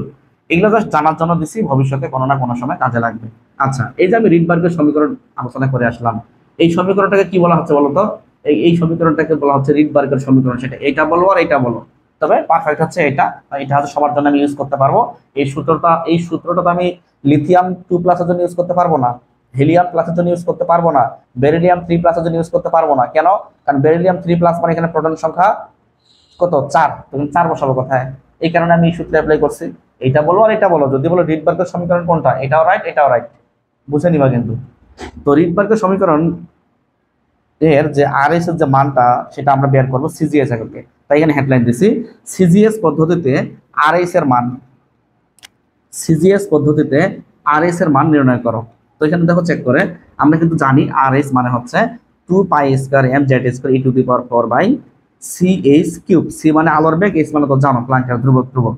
এখন এই মানগুলো আমি এই ডাটাগুলো যদি আমি সিজিএস এ বসাই, যেমন দেখো এম এর মান 9.1 ইন্টু 10⁻28 গ্রাম, 28 আমি এখানে জি লিখে দিলাম মানে গ্রাম লিখে দিলাম। দেখো আমরা কিন্তু যখন ম্যাথ করি নর্মালি 0.9 লিখি না, 9.1 ইন্টু 10⁻28 পর্যন্ত লিখি। তো আমি এখানে 0.9 পর্যন্ত লিখছি কেন জানো? আমি হাজারি স্যারের সাথে যে ডাটাটা সেই ডাটাটা মিলানোর জন্য এই পুরো মানটাই নিছি। তুমি যদি না নাও কোনো অসুবিধা হবে না, ঠিক আছে? আচ্ছা এম এল ডাটা আমি মোটামুটি নিয়ে নিলাম। এরপরে জেড, জেড আমি হাইড্রোজেন পরমাণুর জন্য চিন্তা করতেছি, তাই আমি এখানে 1 নিয়ে কাজ করলাম হাইড্রোজেন পরমাণুর জন্য। আচ্ছা এরপরে ইলেকট্রন, ইলেকট্রনের চার্জ আর কি সিজিএস এ নিব 4.8 ইন্টু 10⁻10। কিন্তু হাজারি স্যারের সাথে মিলানোর জন্য আমি 4.8 এর পাশে আরো লিখছি 0.3, হাজারি স্যার লিখছে আমিও লিখছি। তো এখানে একক কি ছিল? ইলেকট্রোস্ট্যাটিক ইউনিট ছিল, ইএসইউ ছিল। যারা আমরা একক রূপান্তর ক্লাস করছি, ধ্রুবক রাশিগুলো একক রূপান্তর মানে ধ্রুবক রাশিগুলোর মান একটা টপিকই করাইছি, তখন আমি এই মানগুলো করাইছি। অনুরূপভাবে এবার সি মানে আলোর বেগ সিজিএস এনেছি 3 ইন্টু 10⁻10 সেন্টিমিটার পার সেকেন্ড এনেছি, আর মিটার পার সেকেন্ড হলো 3 ইন্টু 10⁸ হতো। যাই হোক এরপরে এইচ মানে প্লাঙ্কের ধ্রুবক 6.626 into 10⁻27 erg second, erg second. আর আমরা যদি এসআইতে নিতাম 10⁻30 কত হইতো 34 হইতো, এবং তোমার হয়তো কি জুল সেকেন্ড হইতো। যাই হোক আমি সবগুলো কিন্তু সিজিএস একক নিছি ডাটাগুলো, এগুলো যদি সব এখানে বসাই তাহলে আমি এরকম একটা রেজাল্ট পাবো 10, 97, 39.8 পার সেন্টিমিটার, এরকম একটা রেজাল্ট আমি পাবো। তো দেখো আমরা এক সময় ওই যে বললাম একক ধ্রুবক রাশিগুলোর মান, সেখানে আমরা আরএস এর কি ডাটা করি নাই? অবশ্যই করছি। কি ছিল? 10, 96, 78 পার সেন্টিমিটার এটা ছিল সিজিএস এ, আর 10, 96, 78, 00 পার মিটার এটা ছিল এসআইতে। তো আমরা যে এসআই মান একসময় মুখস্থ করছিলাম একটা ছকে, ওই যে ধ্রুবক রাশিগুলোর মান ওই ছকে, তো দেখো তো এর কাছাকাছি আসছে কিনা? প্রায় কাছাকাছি আসছে, কিন্তু হুবহু মিলেনি। তো এই যে মানটা 10, 96, 78 পার সেন্টিমিটার এটা কিন্তু পরীক্ষালব্ধ একটা মান, যা এই যে দেখো এই মানটা আমি বের করছি, তারপরে নিচে লিখছি যা স্পেকট্রোস্কোপি পরীক্ষা ভিত্তিক নির্মিত আরএস এর মানের প্রায় কি কাছাকাছি হবে, এবং প্রায় কাছাকাছি কিন্তু লিখছি এখানে, আমি প্রায় কাছাকাছি লিখছি। তাহলে এই যে মানটা, এই মানটা হচ্ছে স্পেকট্রোস্কোপি পরীক্ষা ভিত্তিক এমসিকিউ হচ্ছে এই যে মানটা 10, 96, 78 পার সেন্টিমিটার, এটা কোথাকার? আমরা বলবো স্যার এটা হচ্ছে স্পেকট্রোস্কোপি পরীক্ষা ভিত্তিক মান, আর এটা আমরা সিজিএস এককে বসায় পাইছি এই মানটা। এখন এই দুই মানের পার্থক্য প্রায় 0.05%, 0.05% পাওয়া। এখন প্রশ্ন হচ্ছে কেন লিখলাম এটা? এই কথাটা আমি লিখিনি, হাজারি স্যারই লিখছে। তবে আমরা যদি এখানে একটু মানগুলো কম বেশি নেই, যেমন 9.1 ইন্টু 10⁻28 গ্রাম নেই, অর্থাৎ 0.9 না নেই, এখানে 4.8, 0.3 না নেই, তাহলে অবশ্যই একটু মানের হেরফের হবে, একটু কম বেশি হবে। আর হেরফের কম বেশি হলেই এখানে তোমার 0.05% আসবে না, একটু এটাও কম বেশি হবে। তো আমরা হাজারি স্যারের সাথে তাল মিলানোর জন্য এই মানটা হুবহু বসাই দিছি। ক্যালকুলেটরে দেখি কত পার্থক্য হচ্ছে। এখানে তোমার ধরো 10, 97, 39.8 মাইনাস 10, 96, 78, 61, এই দুইটার পার্থক্য পাচ্ছি আমরা 61.8, এই দুইটার পার্থক্য পাচ্ছি আমরা 61.8। এখন 61.8 তাহলে পার্থক্য দেখো, এখান থেকে যদি পাই 61.8, তাহলে এখানে পার্সেন্টেজ যদি করি 61.8 ইন্টু 100 করলাম, ভাগ দিলাম ওই যে 10, 97, 39.8 দেখো 0.056 এরকম একটা রেজাল্ট আসছে 0.05%। তো এরকম করে কিন্তু পার্সেন্টেজটা উনি নিয়ে আসছে, আমাদের খুব একটা কাজে লাগবে না, ঠিক আছে? আচ্ছা লিখার পর আমি লিখছি তাই বরের তত্ত্ব বা বরের থিওরি বাস্তবসম্মত প্রমাণিত হলো। আমরা যে রিডবার্গের সমীকরণটা প্রমাণ করছি বরের হেল্প নিয়ে করি নাই, ওই যে E1 তারপরে E2 মানটান বসাই আমরা এই যে এককগুলো বসায় কাজ করলাম না, তাহলে এই যে সমীকরণটা নিয়ে আসছি কার হেল্প নিয়ে করছি, আমি বরের সূত্র থেকে নিয়ে আসছি। আমরা কিন্তু প্রতিপাদনে স্পষ্ট করে বলছি যে E1 হচ্ছে ওই যে minus twice pi square M Z square E to the power 4, এই যে সূত্রটা অ্যাপ্লাই করছি এটা কার হেল্প নিয়ে করছি, বরের হেল্প নিয়ে করছি। যাই হোক, আমরা কিন্তু এখানে সিজিএস নিয়ে এই ডাটাটা পেয়ে গেলাম। আমরা চাইলে এসআইটাও এই আরএস এর মানটা বের করতে পারবো। পার্থক্য কোথায়? পার্থক্য কিছুই না, হলে এই ডাটাগুলো সিজিএস এর পরিবর্তে এসআইটা নিতে হবে। এবং এই কারণে লিখে দিচ্ছি আমি সেম ভাবে করব কোন এককে, এসআই এককে, যেহেতু এখানে হেডলাইন লিখছি এসআই পদ্ধতিতে আরএস এর মান নির্ণয় আমি করলাম না। এরপরে চলে আসো আরেকটা পয়েন্টে, ইলেকট্রনের শক্তি বিকিরণের ফলে সৃষ্ট বর্ণালীতে সর্বাধিক রেখার সংখ্যা। সহজ বাংলা হচ্ছে বর্ণালীতে রেখার সংখ্যা বের করার একটা সূত্র লাগবে, এমসিকিউতে কাজে লাগবে। আমি এখানে লিখে দিচ্ছি এমসিকিউতে এটা কাজে লাগবে, মানে এই সূত্রটা এমসিকিউতে কাজে লাগবে, এই সূত্রটা এমসিকিউতে কাজে লাগবে। হ্যাঁ, তো সূত্রটা কি? বর্ণালী রেখার সংখ্যা হচ্ছে n2 - n1 into n2 - n1 + 1 ভাগ 2। তো এখন এদের পরিচয় তো তুমি মোটামুটি জানো, এদের পরিচয় জানো যে n2 মানে কি? উচ্চ শক্তি স্তর, যেটাকে আমরা হাই বলছিলাম, মনে আছে? উচ্চ শক্তি স্তর, উচ্চ শক্তি স্তর। আর n1 হচ্ছে নিম্ন, মানে লো শক্তি স্তর, লো শক্তি স্তর। আশা করি তুমি আমার এই কথাটা বুঝতে পারছো। এখন উদাহরণে আসি। 1 নম্বর উদাহরণে বলা হয়েছে n2 যদি 2 হয় আর n1 যদি 1 হয়, অর্থাৎ 2 নাম্বার থেকে 1 নম্বরে ইলেকট্রন আসলে যে বর্ণালী সৃষ্টি হয় আর কি। তো বর্ণালীর নাম তো আমরা জানি সবাই, 1 নম্বরে আসলে লাইম্যান হয়, 2 নম্বরে আসলে বামার হয়, এগুলো পড়ছি কিনা, 3 নম্বরে আসলে পেস্টেন হয়, এগুলো জানি। তো যাও, আমি যেটা বলতে চাচ্ছি যে n2 = 2 আর n1 যদি 1 হয়, বর্ণালী রেখার সংখ্যা কত হবে? 1 হবে। কিভাবে হয়েছে? তুমি ডাটাগুলো এখানে বসাও, তুমি 1 পাবা। ঠিক আছে, এটা ছোট বাচ্চাদের জন্য, আমি হিসাব করলাম না, হিসাব করলে আবার ক্যালকুলেটর বের করতে হচ্ছে। 2 নাম্বার, n2 যদি 3 হয়, n1 যদি 2 হয়, ডাটাগুলো বসাও, দেখবা যে 1 আসবে।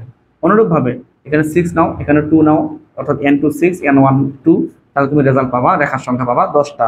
অনুরূপভাবে n2 4 n1 2 যদি নাও, তাহলে রেখার সংখ্যা পাবা 3। এরপরে n2 যদি n সংখ্যক নাও আর n1 যদি 1 নাও, তাহলে তোমার রেজাল্ট আসবে এটা। ঠিক আছে, তো এগুলো আমরা এমসিকিউর জন্য এটা মনে রাখবো। এই যে এই টপিকটা লিখে তো দিলাম যে এমসিকিউর জন্য মাথায় আমরা রাখবো। আমরা এখন একটা সুপার শর্টকাট বা শর্টকাট নিয়ে কথাবার্তা বলবো।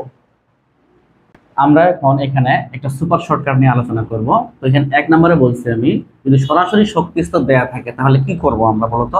তাহলে আমরা n1টাকে ছোট মান মনে করে কাজ করব, আর n2টাকে বড় মান মনে করে কাজ করব। মানে ছোট যেটা দেওয়া থাকবে সেটা তোমার n1 হবে, আর বড় যেটা হবে সেটা তোমার n2 হবে। মনে করো 3 নাম্বার থেকে কোথায় যাবে? 3 নাম্বার থেকে 5 নাম্বারে গেল, 3 নাম্বার থেকে 5 নাম্বার, তাকাও 3 নাম্বার থেকে 5 নাম্বার, তাহলে n2 হবে 5, n1 হবে তোমার 3। মনে করো কি বললাম আমি, 3 থেকে 5, তাই না? দেখো এখানে একটা কথা বলি, আমরা কিন্তু বিকিরণ বর্ণালী পড়তেছি, তাই না? কিন্তু এটা কিন্তু শোষণ বর্ণালীর ক্ষেত্রেও ইউজ করা যাবে। মনে করো 2 থেকে 6 গেল, তো 2 থেকে 6 মানে কি? এখানে শক্তি শোষণ করবে না, এর ফলে যে বর্ণালী হবে এটা শোষণ বর্ণালী বলবে না। তাহলে 2 থেকে 6 যদি হয়, তবুও আমরা রিডবার্গের সূত্র বা সমীকরণ ইউজ করতে পারবো। 6 থেকে যদি 2 এ চলে আসে, তবুও কিন্তু আমরা রিডবার্গের সূত্রটাই বা সমীকরণটাই ইউজ করতে পারবো। এই কথাটা একটু তোমাকে মাথায় রাখতে হবে। তাহলে এটা আমি একটু এখানে লিখে দিই, আমি একটু এখানে লিখে দিই, ভালো হবে এটা। এখানে লিখে দিলে লাল কালি দিয়ে লিখে দিই।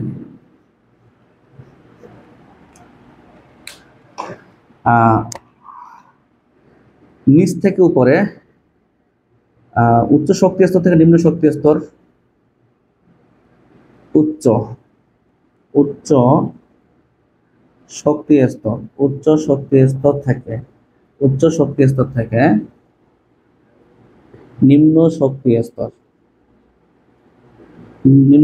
স্তর, বা নিম্ন শক্তি স্তর থেকে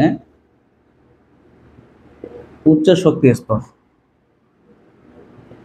সব ক্ষেত্রেই রিডবার্গের সমীকরণ ইউজ করা যাবে। রিডবার্গের সমীকরণ ইউজ করা যাবে। কথা কি বুঝতে পারছো আমি কি বুঝাচ্ছি? তাহলে তোমাকে নিচ থেকে যদি উপরে যায়, তবুও আমি রিডবার্গের সমীকরণ ইউজ করে ম্যাথটা তাড়াতাড়ি করতে পারবো। আর যদি আমরা ওই যে E1 E2 এর যে সূত্র twice pi square M Z square E to the power 4 n square S square যে সূত্রগুলো আছে সেটা দিয়েও করতে পারবো। মনে করো 1 থেকে 3 এ গেছে, এখন তুমি E1 কি করতা, মাইনাস টোয়াইস পাই স্কয়ার সূত্র অ্যাপ্লাই করতা, আর 3 নম্বর কক্ষপথ মানে 3 নম্বরের জন্য সেম সূত্র অ্যাপ্লাই করতা, তারপরে তুমি কি করতা, delta E equal E3 minus E1 করতা। অনেক সময় লাগবে কিন্তু অনেক, কিন্তু ওই ম্যাথটাই যদি তুমি রিডবার্গের সমীকরণ দিয়ে অ্যাপ্লাই করে করো এবং ল্যামডার মানটা নিয়ে আসো তাহলে কিন্তু তোমার হবে। তাহলে 1 থেকে 3 যখন যাবে তখন n1টা হবে তোমার 1 আর n2টা হবে তোমার 3। কথা বুঝতে পারছো? এইরকম করে রিডবার্গের সমীকরণ অ্যাপ্লাই করে আমি ল্যামডাটা বের করব, আর ল্যামডা যদি বের করতে পারি তাহলে delta E equal hc by lambda, এখান থেকে আমি সুন্দর করে ডেল্টা ইটা বের করতে পারবো, আমার হিসাবটা একটু সহজ হবে। আর না হলে যদি আমি E3 মাইনাস E1 এই সূত্রগুলো অ্যাপ্লাই করতে যাই আমার কিন্তু ভুল হওয়ার সম্ভাবনা থাকে। কেন? কারণ ওই যে ই এর যে সূত্রগুলো যেটা বললাম মাইনাস টোয়াইস পাই স্কয়ার, তুমি জানো এখানে তোমাকে সিজিএস একক অ্যাপ্লাই করতে হয়। কেউ যদি সিজিএস আর এসআই মিক্সড করে ফেলে তাহলে তার এমনিতেই উত্তর ভুল হবে। তাই আমি পরামর্শ দেই উচ্চ শক্তি স্তর থেকে নিম্ন শক্তি স্তর বলুক, আর নিম্ন শক্তি স্তর থেকে উচ্চ শক্তি স্তর বলুক, আমাদের রিডবার্গের যে সমীকরণটা সেটা ইউজ করতে হবে, তাহলে আমাদের জন্য সহজ হবে। তো যা হোক, সরাসরি শক্তি স্তর দেওয়া থাকলে n1 হবে ছোট মান, n2 হবে বড় মান, সেটা হোক নিচ থেকে উপরে হোক উপর থেকে নিচে। যদি তোমার 7 নাম্বার থেকে মনে করো 5 নাম্বার থেকে 2 নাম্বারে যদি আসে ইলেকট্রন, 5 নাম্বার থেকে 2 নাম্বারে আসে তাহলে n1টা হবে 2 আর n2টা হবে 5। যদি এমন হয় 2 থেকে 5-এ যায় তবুও n1টা হবে 2 আর n2টা হবে 5। কথা বুঝতে পারছো আশা করি? ওকে, n1 এই তুমি 1 নাম্বার বুঝতে পারছো, 2 নাম্বার আসো। কিন্তু অনেক সময় প্রশ্নে লাইনের কথা উল্লেখ থাকবে, তখন কি হবে? তখন n1 যে সিরিজ বলবে সে অনুযায়ী হবে। এটা আবার কেমন কথা? যদি তোমার বলে লাইম্যান তাহলে n1 হবে 1, যেহেতু আমার পরে আসছে লাইম্যান বামার পেশেন্ট ব্র্যাকেট ফোন 100। যদি তোমার বলে বামার বলে তাহলে তোমার n1 কি হবে? 2 হবে, লাইম্যান বামার 2 নম্বরে যে। তারপরে যদি তোমার বলে পেশেন্ট যদি বলে তাহলে তুমি কি বলবা? n1 এর মান 3 বলবা। যদি তোমার বলে কি বলবে ব্র্যাকেট বলে তাহলে তুমি n1 এর মান কি 4 নিবা না? লাইম্যান বামার পেশেন্ট ব্র্যাকেট 4 নিবা না? এই কারণেই বলছি n1 যে সিরিজ বলবে সেই অনুযায়ী হবে। আশা করি বুঝতে পারছো। আর n2 যেটা n1 প্লাস লাইন নাম্বার, মনে করো বলছে বামার সিরিজের দ্বিতীয় লাইন, কি বলছে? বামার সিরিজের দ্বিতীয় লাইন, তো বামারের জন্য n1 2 আর লাইন নাম্বার যেহেতু 2 বলছে তাহলে 2 বসাবো, 2 প্লাস 2 4। এখন ওনারা এমনও তো হইতে পারে এটা বলছে যে মনে করো যে পেশেন্ট সিরিজের পঞ্চম লাইন, তো পেশেন্ট মানে কি লাইম্যান বামার পেশেন্ট 3, তাহলে n1 এর মান হবে 3 আর পঞ্চম লাইন মানে লাইন নাম্বার এখানে 5 বসাবা, তাহলে 5 3 8 হয়ে গেল, অর্থাৎ n2 এর মান 8 হয়ে গেল। কথা বুঝতে পারছো? আবারও যদি বলি লাইম্যান সিরিজের চতুর্থ লাইন বলছে, তো লাইম্যান মানে কি n1 মানে লাইম্যান যে সিরিজ বলবো সে অনুযায়ী হবে লাইম্যান, ঠিক আছে? এখন লাইম্যান সিরিজের তৃতীয় লাইন বলছে ওরা, তো লাইম্যান মানে 1 মানে n1 তো 1 বসাইলা, আর তৃতীয় বলছে লাইন নাম্বার 3 বসাবা, 3 আর 1 4, তাহলে n2 হবে তোমার 4। আশা করি বুঝতে পারছো। এরপরে চলে আসো 3 নাম্বার পয়েন্টে। প্রশ্নে সর্বনিম্ন রশির কথা উল্লেখ থাকতে পারে, সর্বনিম্ন রশি, তখন কি হবে? তখন n1 সে আবার পূর্বের মতো, n1 সে পূর্বের মতো যে সিরিজ বলবো সেই অনুযায়ী হবে। আর n2 যেটা হবে n1 যা হবে তার সাথে 1 তোমাকে যোগ করতে হবে। কথা কি বুঝতে পারছো? এখন ওনারা বলতেছে লাইম্যান সিরিজের সর্বনিম্ন রশি, তো লাইম্যান মানে n1 তুমি 1 বসাবা, আর সর্বনিম্ন রশি মানে ওই যে n1 যেহেতু 1 বসাইছো তার সাথে নতুন করে 1 যোগ করতে হবে সূত্রের 1। এখন তোমাকে বলছি উনি বামার সিরিজের সর্বনিম্ন লাইন, এখন বামার মানে কি? বামার মানে n1 এর মান কত? 2, তাহলে n1 তুমি 2 বসাইছো, আর সর্বনিম্ন যেহেতু বলছে তাহলে এখানে n2 এর জায়গায় 2, তো সর্বনিম্ন ইয়ার বামারের জন্য আসছে, আর সূত্রের হচ্ছে 1 2 আর 3। তাহলে যদি তোমার বলে পেশেন্ট সিরিজের সর্বনিম্ন লাইন, পেশেন্ট মানে n1 কত? 3, তাহলে n1 হচ্ছে 3 বসাইলা, উপরে তো 3 বসাইছই, উপরে 3, n1 এখানে 3, আর পেশেন্ট সিরিজের সর্বনিম্ন বলছে তাহলে সূত্রের 1 যোগ করলাম। আশা করি বুঝতে পারছো। তুমি এখানে টেমসিকে ঢুকে আছে সর্বনিম্ন রশির তরঙ্গ দৈর্ঘ্য সর্বোচ্চ হয়, সর্বনিম্ন রশির তরঙ্গ দৈর্ঘ্য সর্বোচ্চ হয়, এটার গুরুত্বটা একটু পরে বলতেছি। এরপর 4 নাম্বার প্রশ্নে যেমন সর্বনিম্ন রশি থাকতে পারে, প্রশ্নের সর্বোচ্চ রশির কোথাও থাকতে পারে। আবার সে কাহিনী যে n1 হবে যে সিরিজ বলবো সেই অনুযায়ী হবে, আর n2টা তখন ইনফিনিটি মনে করে কাজ করতে হবে, সর্বোচ্চ বলছে তো ইনফিনিটি মনে করে কাজ করতে হবে। তো এই ক্ষেত্রে অনেকেই কোনো দ্বিধাদ্বন্দ্বে ভুগে যে আসলে ইনফিনিটি মানে কি, যে মান বসাবো কি যে কি করবো। তাই এখানে শর্টকাট নিয়ে কাজ করছি আমি। ইনফিনিটি মানে কি জানো? তুমি শূন্য মনে করে কাজ করবা, মেইন কথা হচ্ছে এটা। কোনটা? n2টা কি মনে করে কাজ করবা? শূন্য মনে করে কাজ করবা, অথবা n2 ছাড়াই তুমি কাজ করবা, জিনিসটা একটাই। শূন্য মনে করে কাজ করলেও যা, N2 কে আউট করে দিলেও কিন্তু তাই রেজাল্ট তোমার কিন্তু আসবে। এটা আমি শর্টকাট হিসেবে তোমাকে মনে রাখতে বলবো। কোনো টেনশন করার দরকার নেই যে আলফার মান তোমার ইনফিনিটির মান কি হবে না হবে এটা টেনশন করার কোনো কারণ নেই। তুমি একবারে N2 টা বাদ দিয়েই কাজ করতে যাবা, অথবা শূন্য মনে করে কাজ করবা। শূন্য মনে করে কাজ করলে এমনিতেই N2 টা ফিনিশ হয়ে যাবে। তো আগে যেমন লিখছি সর্বনিম্ন রশ্মির তরঙ্গ দৈর্ঘ্য সর্বোচ্চ হয়, এখানে আমি লিখছি সর্বোচ্চ রশ্মির তরঙ্গ দৈর্ঘ্য সর্বনিম্ন হয়। এই কথাটা কিন্তু মাথায় রাখতে হবে। আগে লিখছি সর্বনিম্ন রশ্মির তরঙ্গ দৈর্ঘ্য সর্বোচ্চ হয়, এখন সর্বোচ্চ রশ্মির তরঙ্গ দৈর্ঘ্যটা সর্বনিম্ন হবে, মানে উল্টা কথা বলছি। কেন জানো? বলি শুনুন একটু। কোশ্চেনে অনেক সময় সর্বনিম্ন কথা উল্লেখ থাকবে বা সর্বোচ্চ কথা উল্লেখ থাকবে, রশ্মির কথা আর কি, সর্বনিম্ন রশ্মি বা সর্বোচ্চ রশ্মি। এবার তোমাকে আটকানোর জন্য সর্বনিম্ন রশ্মি বলবে না, এবার বলবে সর্বনিম্ন তরঙ্গ দৈর্ঘ্য। দেখো তরঙ্গ দৈর্ঘ্য সর্বনিম্ন তরঙ্গ দৈর্ঘ্য মানে সর্বোচ্চ রশ্মি বোঝাচ্ছে। অনুরূপ ভাবে সর্বোচ্চ তরঙ্গ দৈর্ঘ্য মানে সর্বনিম্ন রশ্মি বোঝাচ্ছে। আমি বুঝাচ্ছি কোশ্চেনে সর্বনিম্ন রশ্মির ক্ষেত্রে এই সূত্র অ্যাপ্লাই করতে হবে। তারপরে তোমার কি সর্বনিম্ন রশ্মি না, তাহলে সর্বোচ্চ তরঙ্গ দৈর্ঘ্যের ক্ষেত্রেও এই সূত্র অ্যাপ্লাই করতে হবে। আবার জিনিসটাকে ক্লিয়ার করে দিই। সর্বনিম্ন রশ্মির ক্ষেত্রে এই দুইটা N1 N2 যা ধরছি সেটাই ধরবা। সর্বনিম্ন রশ্মির পরিবর্তে যদি সর্বোচ্চ তরঙ্গ দৈর্ঘ্য থাকে তবুও কিন্তু এই N1 N2 এটাই তোমাকে ধরতে হবে। অনুরূপভাবে প্রশ্নে সর্বোচ্চ রশ্মির কথা উল্লেখ থাকলে N1 N2 তোমাকে এইভাবে ধরতে হবে। অনেক সময় সর্বোচ্চ রশ্মির কথা উল্লেখ না থাকে, সর্বনিম্ন তরঙ্গ দৈর্ঘ্য থাকবে, মানে রশ্মির পরিবর্তে তরঙ্গ দৈর্ঘ্য থাকবে, তখনও কিন্তু সেম সূত্রই অ্যাপ্লাই করতে হবে। আশা করি বুঝতে পারছো বোধহয়। তাহলে সর্বনিম্ন রশ্মির কথা উল্লেখ থাকলে এগুলো চিন্তা করবা, সর্বোচ্চ তরঙ্গ দৈর্ঘ্য থাকলেও এগুলো চিন্তা করবা, কারণ সর্বনিম্ন রশ্মি মানেই সর্বোচ্চ তরঙ্গ দৈর্ঘ্য মনে করবা তুমি। অনুরূপভাবে কোশ্চিনে সর্বোচ্চ কোষের উল্লেখ থাকলে তুমি এই দুটো অ্যাপ্লাই করবা, অথবা সর্বোচ্চ রশ্মির পরিবর্তে ওনারা দিবে সর্বনিম্ন তরঙ্গ দৈর্ঘ্য, তবুও কিন্তু N1 N2 তোমাকে এগুলাই ইউজ করতে হবে। আশা করি তুমি বুঝতে পারছো। ওকে, এখন যে কথাটা বলবো সেটা হচ্ছে, এটা তো বললাম না যে উচ্চ শক্তি স্তর বলো বা নিম্ন শক্তি স্তর বলো সব ক্ষেত্রে রিডবার্গের সমীকরণ ইউজ করতে হবে, সব ক্ষেত্রে রিডবার্গের সমীকরণ ইউজ করতে হবে, এটা বলছি। এখন কিছু ম্যাথ লিখছি আমি কয়েকটা, এই ম্যাথগুলো আমি এখন সলভ করতে যাব। তো 1 নম্বরে যেটা বলছে উনি, হাইড্রোজেন পারমাণবিক বর্ণালীর চতুর্থ শক্তি স্তর থেকে দ্বিতীয় শক্তি স্তরে আগত আলোক রশ্মির ল্যামডা এবং নিউ বার কত? ল্যামডা মানে তরঙ্গ দৈর্ঘ্য, নিউ বার মানে তরঙ্গ সংখ্যা কত? তো এখানে আমি RS এর মানটা বসাবো না, RS এর মান বসাইতে পারো, কিন্তু অনেক সময় তোমার মেডিকেলে বলো, ভার্সিটিতে বলো, তোমার ক্যালকুলেটর নিষিদ্ধ, তখন তোমার এমন ভাবে অপশন সাজানো হবে যেন তোমার ক্যালকুলেটরই প্রয়োজন না হয়। ঠিক আছে? তো দেখো এখানে আমি কি করতেছি। তো 1 নম্বরের সলিউশনে আমি যদি বলি N1 আর N2 কি হতে পারে, N1 তোমার হবে কি ছোট মান মানে 2, আর N2 তোমার কত হবে বড় মান মানে 4। এখন ল্যামডা চাইছি আমি, রিডবার্গের সমীকরণ অ্যাপ্লাই করি, 1 by lambda equal RS 1 by N1 square minus 1 by N2 square. সবাই কিন্তু জানে এই বিষয়গুলো। এখন আমি RS টা রাখলাম এখানে, 1 বাই N1 স্কয়ার মানে হচ্ছে 4, আর 1 বাই N2 স্কয়ার মানে হচ্ছে 16।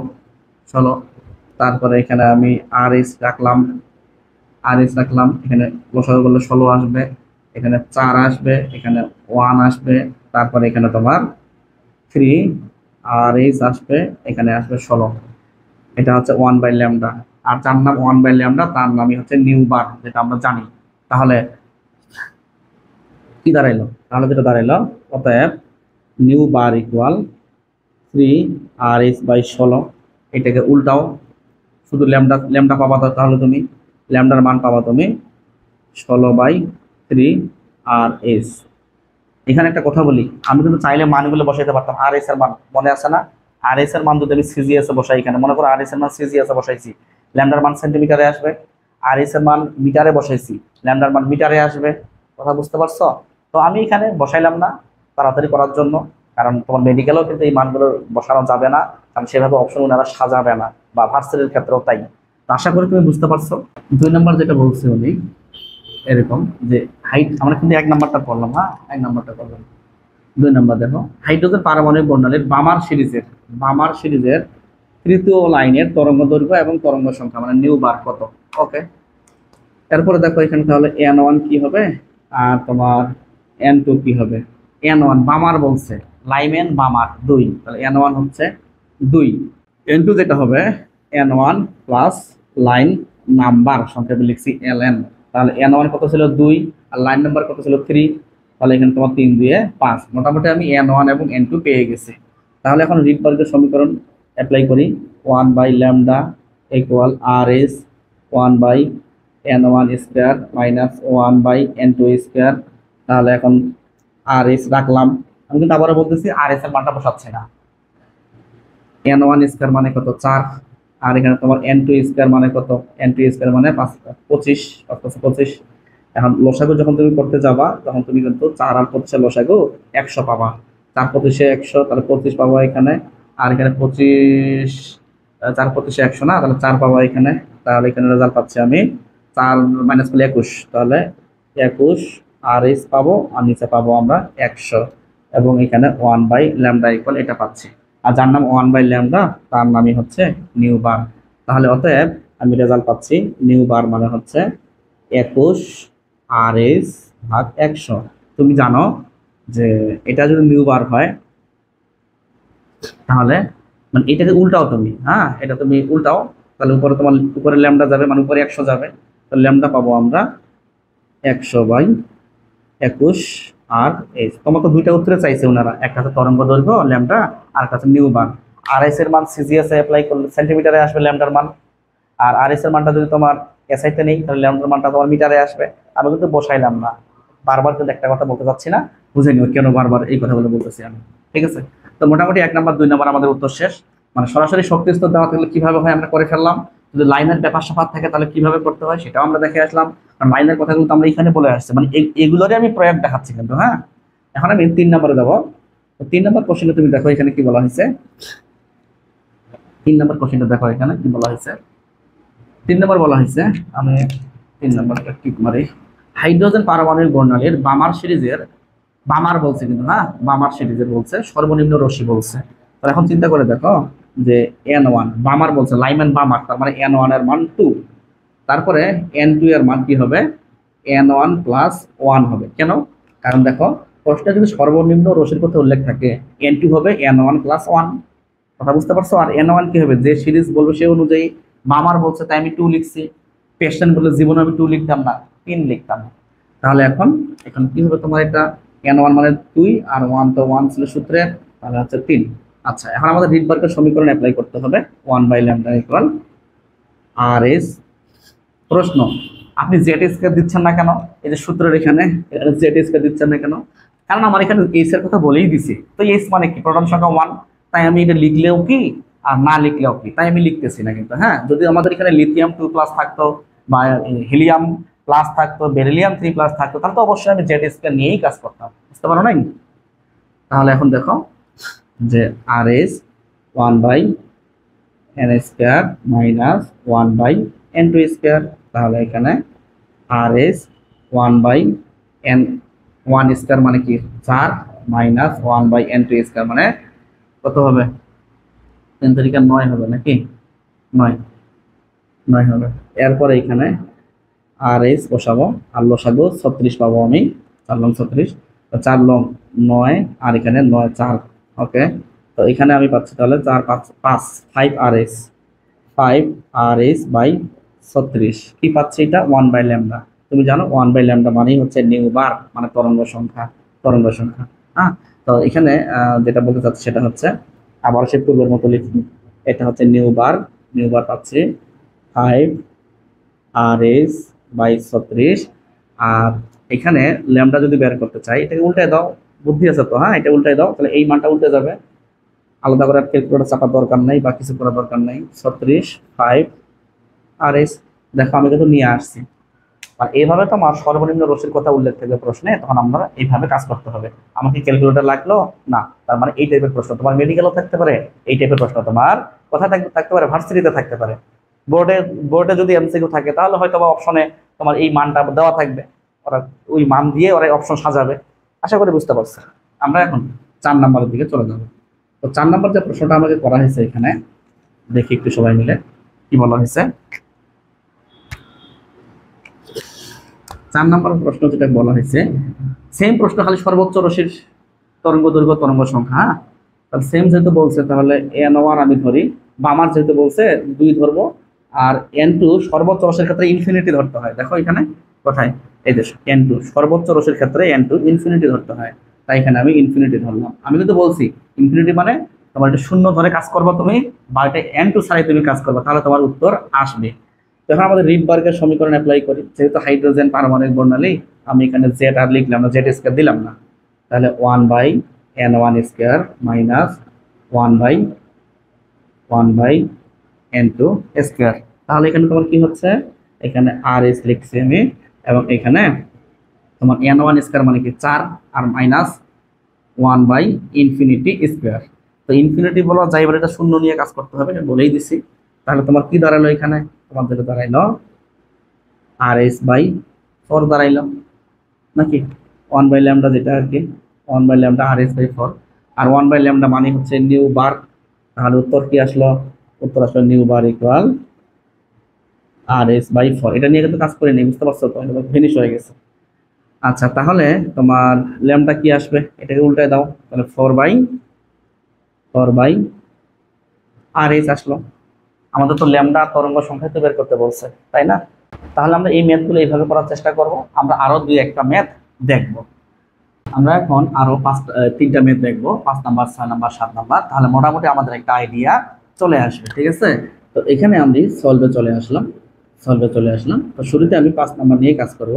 কি বলা হয়েছে এখানে, বলা যেটা হয়েছে বেরিলিয়াম 3+ এর ক্ষেত্রে ইলেকট্রন থার্ড এক্সাইটেড স্টেট থেকে গ্রাউন্ড স্টেটে যদি আসে, তাহলে মিশ্রিত বিকিরণের তরঙ্গ সংখ্যা কত, মানে নিউ বার কত। তাহলে একটু নোট করে নিই আমি, যে বেরিলিয়াম 3+ মানে জেড কত, এখানে জেড এখানে 4, মানে প্রোটন সংখ্যা 4 বুঝে নিতে হবে। তারপরে গ্রাউন্ড স্টেট লিখে একটু, GROUND ground state, ground state মানে কি, NL বা N1 হচ্ছে এখানে 1। আমরা কিন্তু first excited state, ground second excited state, এই টপিকগুলো কিন্তু আমরা থিওরি অংশ পরে আসছি, ঠিক আছে? আশা করি এখানে আমি কথা বলতে চাচ্ছি না। আর যখন থার্ড এক্সাইটেড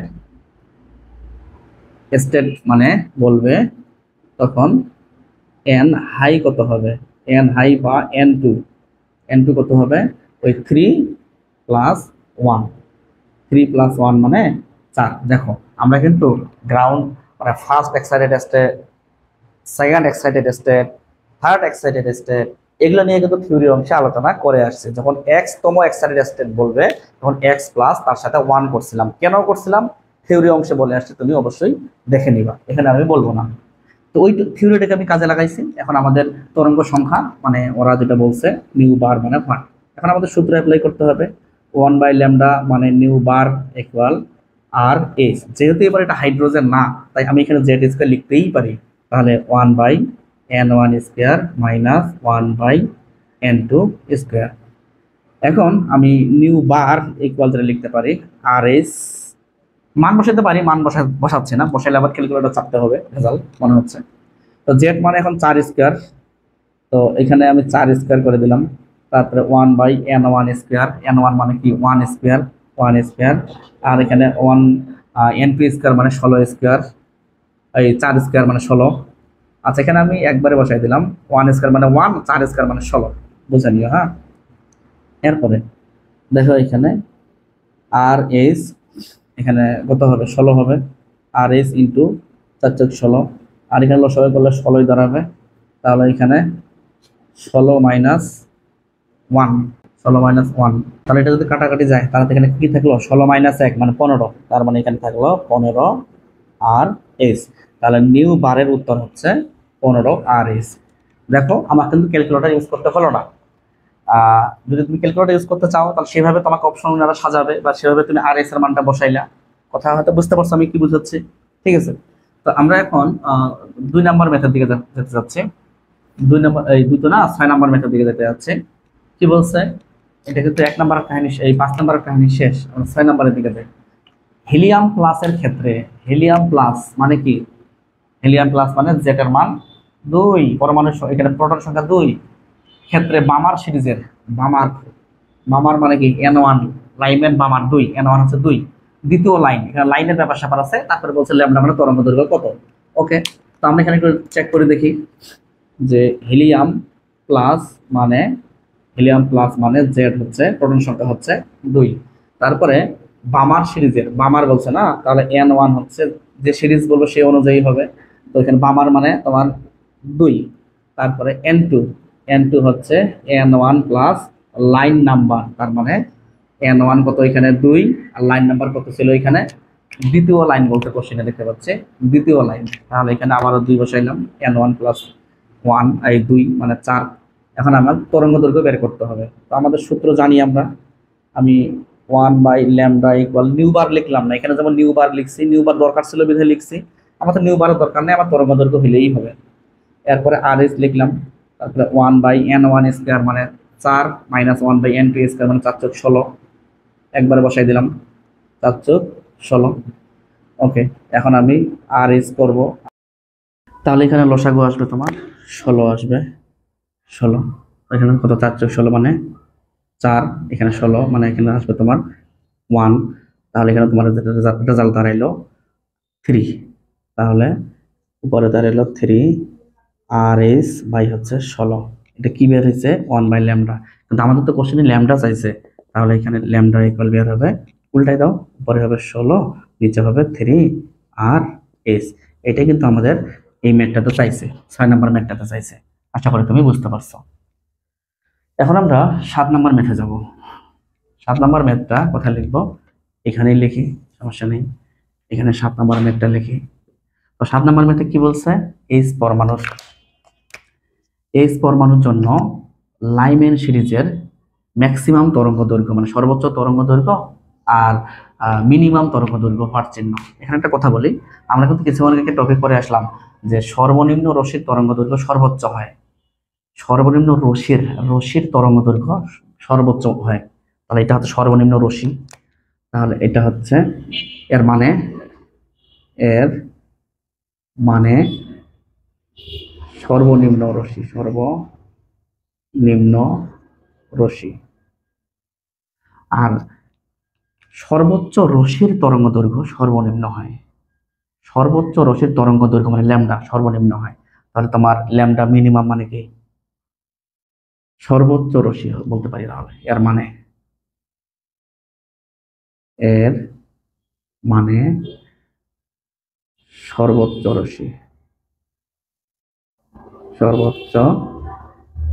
রশ্মি লিখে দিলাম ল্যামডা ম্যাক্স বের করবো। ল্যামডা ম্যাক্স বের করতে গেলে আগে ডাটাগুলো লাগবে না, যে N1 এর ইকুয়াল লাইম্যান বলবো, লাইম্যান মানে কি 1, আর N2 যেটা সেটা হচ্ছে তোমার সর্বনিম্ন রশ্মির ক্ষেত্রে আমি কি করছিলাম বলতো, N1 প্লাস 1 করছিলাম, মনে আছে অবশ্যই, তাহলে এখানে 1 আর সূত্রের 1 মানে হচ্ছে 2, তাহলে N1 আর N2 পেয়ে গেলাম। এখন আমি যদি সূত্র অ্যাপ্লাই করি, 1/λ equal RS 1/N1 square minus 1/N2 square, তাহলে এখন RS বসাইলাম 1/N1 স্কয়ার মানে 1 কত হবে 1ই হচ্ছে, 1 স্কয়ার মানে 1 মাইনাস 1/N2 স্কয়ার মানে হচ্ছে 2 দুগুণে 4। ওকে, লসাগু যেটা হবে দেখো তুমি 4 হবে লসাগু, এখানে 4 মাইনাস 1 মানে 3, তাহলে কি দাঁড়ালো এখানে, তাহলে যেটা দাঁড়ালো 3 RS/4, এটা কি 1/λ ইকুয়াল, এটা হচ্ছে 1/λ ইকুয়াল। এখন আমার তো ল্যামডা চাইছে, অতএব ল্যামডা ইকুয়াল যেটা পাবো উল্টাই দেবো 4/3 RS, আর এই ল্যামডাটা কি নর্মাল ল্যামডা না ম্যাক্সিমাম ল্যামডা MAX, এটাই হচ্ছে আমাদের উত্তর। কথা বুঝতে পারছো? তাহলে আমাদের কোশ্চেনে সর্বনিম্ন রশ্মির পরিবর্তে সর্বোচ্চ তরঙ্গ দৈর্ঘ্য থাকবে, যেটা আমরা নোট খাতায় কিন্তু বলে দিছি। আশা করি বুঝতে পারছো। এবার আমরা কাজ করব ল্যামডা মিনিমাম নিয়ে, ল্যামডা মিনিমাম নিয়ে। তো ল্যামডা মিনিমাম নিয়ে যদি কাজ করতে চাই তাহলে n1 কি হবে, ওই যে যার নাম বলবে, সিরিজ কার নাম বলছে, লাইম্যান, তাহলে n1 হচ্ছে 1 হবে, আর n2 কি হবে দেখো, সর্বনিম্ন তরঙ্গ দৈর্ঘ্য মান, এর মানে হচ্ছে সর্বোচ্চ রশ্মি। সর্বোচ্চ রশ্মির ক্ষেত্রে n2 আমরা কি দেখছিলাম বলতো, ইনফিনিটি দেখছিলাম না, দেখছিলাম। ওকে, এখন তো আমাদের কাজ মোটামুটি হয়ে গেছে। এখন আমি সূত্র অ্যাপ্লাই করব যে 1 by lambda equal R S 1 by n1 square minus 1 by n2 square হয়ে গেল। এখন আর এস এর জায়গায় থাকলো 1 বাই n1 স্কোয়ার মানে 1 স্কোয়ার মানে 1ই থাকলো, আর এখানে 1 বাই ইনফিনিটি স্কোয়ার মানে ইনফিনিটি থাকবে, সেটা আমরা অনেকবার বলে আসছি। তাহলে 1 বাই ল্যামডা মানে এখানে শুধুমাত্র আর এস থাকলো নাকি, আর এস থাকলো। তাহলে এটা উল্টায় দাও, তোমার তো 1 বাই ল্যামডা চাইনি, শুধু ল্যামডা চাইছে, তাহলে উল্টায় যদি দাও তাহলে 1 বাই আর এস হবে। এই ল্যামডাটা কি নর্মাল ল্যামডা না, এটা হচ্ছে মিনিমাম ল্যামডা, সর্বনিম্ন তরঙ্গ দৈর্ঘ্য। এটা হবে আমাদের উত্তর, এটা হবে আমাদের উত্তর। তাহলে এই কোশ্চেনে ল্যামডা ম্যাক্সিমাম হচ্ছে এটা, এটা ল্যামডা ম্যাক্সিমাম উত্তর আমরা এখানে বের করছি 4/3 আর এস, আর এটা তোমার সর্বনিম্ন রশ্মি এখানে বের করছি lambda minimum equal 1 by R S. আশা করি বুঝতে পারছো। আমরা 8 নাম্বার মেথডে চলে আসলাম, যে একটি ইলেকট্রন n1 ইকুয়াল 3 শক্তি স্তরে আসে। কি বলছে এখানে, একটি ইলেকট্রন n1 ইকুয়াল 3 শক্তি স্তর আসে কোথা থেকে, n2 শক্তি স্তর হতে। এটা নাকি 10টা বর্ণালী সৃষ্টি হয়েছে এবং হয়। তো বলা হয়েছে কোন শক্তি স্তর হতে ইলেকট্রনটি এসেছিল, এটা একটা প্রশ্ন আসছে। তো আমরা বর্ণালী রেখার সংখ্যা জানি, আমরা জানি যে বর্ণালী রেখার সংখ্যা ইকুয়াল, তাহলে এখানে সূত্রটা কি জানি আমরা, n2 minus n1 into n2 minus n1 plus 1 ভাগ হচ্ছে 2। তো বর্ণালী রেখার সংখ্যা কয়টা দেওয়া ছিল, 10টা দেওয়া ছিল। তো এখানে n2 মানে কত, n2 তো বের করতে হবে, n1 কত ছিল কোশ্চেনে, 3 ছিল, আমি 3 লিখলাম। তারপর এখানে n2 মাইনাস 3 প্লাস 1 এবং সূত্রের 2। এরপরে যেটা হচ্ছে n2 মাইনাস 3, আর এই পাশে তোমার কি হচ্ছে n2 মাইনাস 3 প্লাস 1 মানে মাইনাস 2 পাচ্ছ, আর এখানে 10 দুগুণে কত পাচ্ছ, 20 পাচ্ছ। মানে তোমাকে উৎপাদকে বিশ্লেষণ করে মানটা নিয়ে আসতে হবে। কার মান নিয়ে আসতে হবে বলতো, কোন শক্তি স্তর হতে এসেছিল, এর মানে কি জানো, এর মানে হচ্ছে তোমার n2 চাইছে, এখানে n2 চাইছে, ঠিক আছে। তো দেখো এখানে গুণটুন করে দেখি কি হয়, n2 square plus minus 2 n2 plus মানে মাইনাস 3 n2 মাইনাস মানে প্লাস 3 দুগুণা 6 ইকুয়াল হচ্ছে 20। তাহলে এখানে n2 স্কোয়ার মাইনাস 3 দিয়ে 5 n2, আর এখানে যদি এটা এই পাশে নিয়ে আসো তাহলে তখন দাঁড়াবে 14 ইকুয়াল 0। এখন মিডিল টার্ম করো কি হয়, n2 স্কোয়ার মাইনাস 14 না 7 দুগুণা 14, তাহলে 7 n2 প্লাস 2 n2, তাহলে 5 মিলতেছে, ওকে। আর এখানে তোমার হচ্ছে 14, উৎপাদকে বিশ্লেষণ করলাম। এখন n2 যদি কমন নেই তাহলে শুধু n2 পরে থাকবে, আর এখানে 7 পরে থাকবে, আর এখানে 2 যদি কমন নেই তাহলে এখানে n2 পরে থাকবে মাইনাস 7 দুগুণা 14 7 থাকবে ইকুয়াল 0। তাহলে যেটা দাঁড়াইলো n2 মাইনাস 7 ইকুয়াল 0 হতে পারে, অথবা এখানে তোমার কি দাঁড়াইলো, এখানে n2 প্লাস 2 বুঝে নাও, n2 প্লাস 2 বুঝে নাও ইকুয়াল 0 হতে পারে। অতএব n2 equal 7, n2 equal minus 2, যেটা গ্রহণযোগ্য না, মাইনাস তো গ্রহণযোগ্য নয়। তাহলে অ্যান্সার এটাই হচ্ছে অ্যান্সার। অতএব answer n2 equal 7, n2 equal 7। তো আমরা যেটা বলতে চাচ্ছি সেটা হচ্ছে, অনেক সময় বর্ণালী রেখার সংখ্যা বের করতে বলে, ঠিক আছে, এই ডাটাগুলো দেওয়া থাকে n1 n2, যেটা আমরা আজকে করে আসলাম। তো কিন্তু কখনো কখনো দেখবো যে রেখার সংখ্যা দেওয়াই থাকবে, তখন n1 বা n2 থেকে প্রশ্ন ওনারা করতে পারে। কথা বুঝতে পারছো? তো আমাদের এখানে আর বেশিক্ষণ আমি যাব না, এখানে শেষ করব। তুমি জানো আমার কারেন্ট চলে গেছে, আমি এটা এই লাইট দিয়ে চালাচ্ছি, কারেন্ট চলে গেছে আমার কিছুক্ষণ আগে, ঠিক আছে। তো যতটুকু বুঝাইলাম মাথায় রাখার চেষ্টা করবা। ভালো থেকো, আল্লাহ হাফেজ।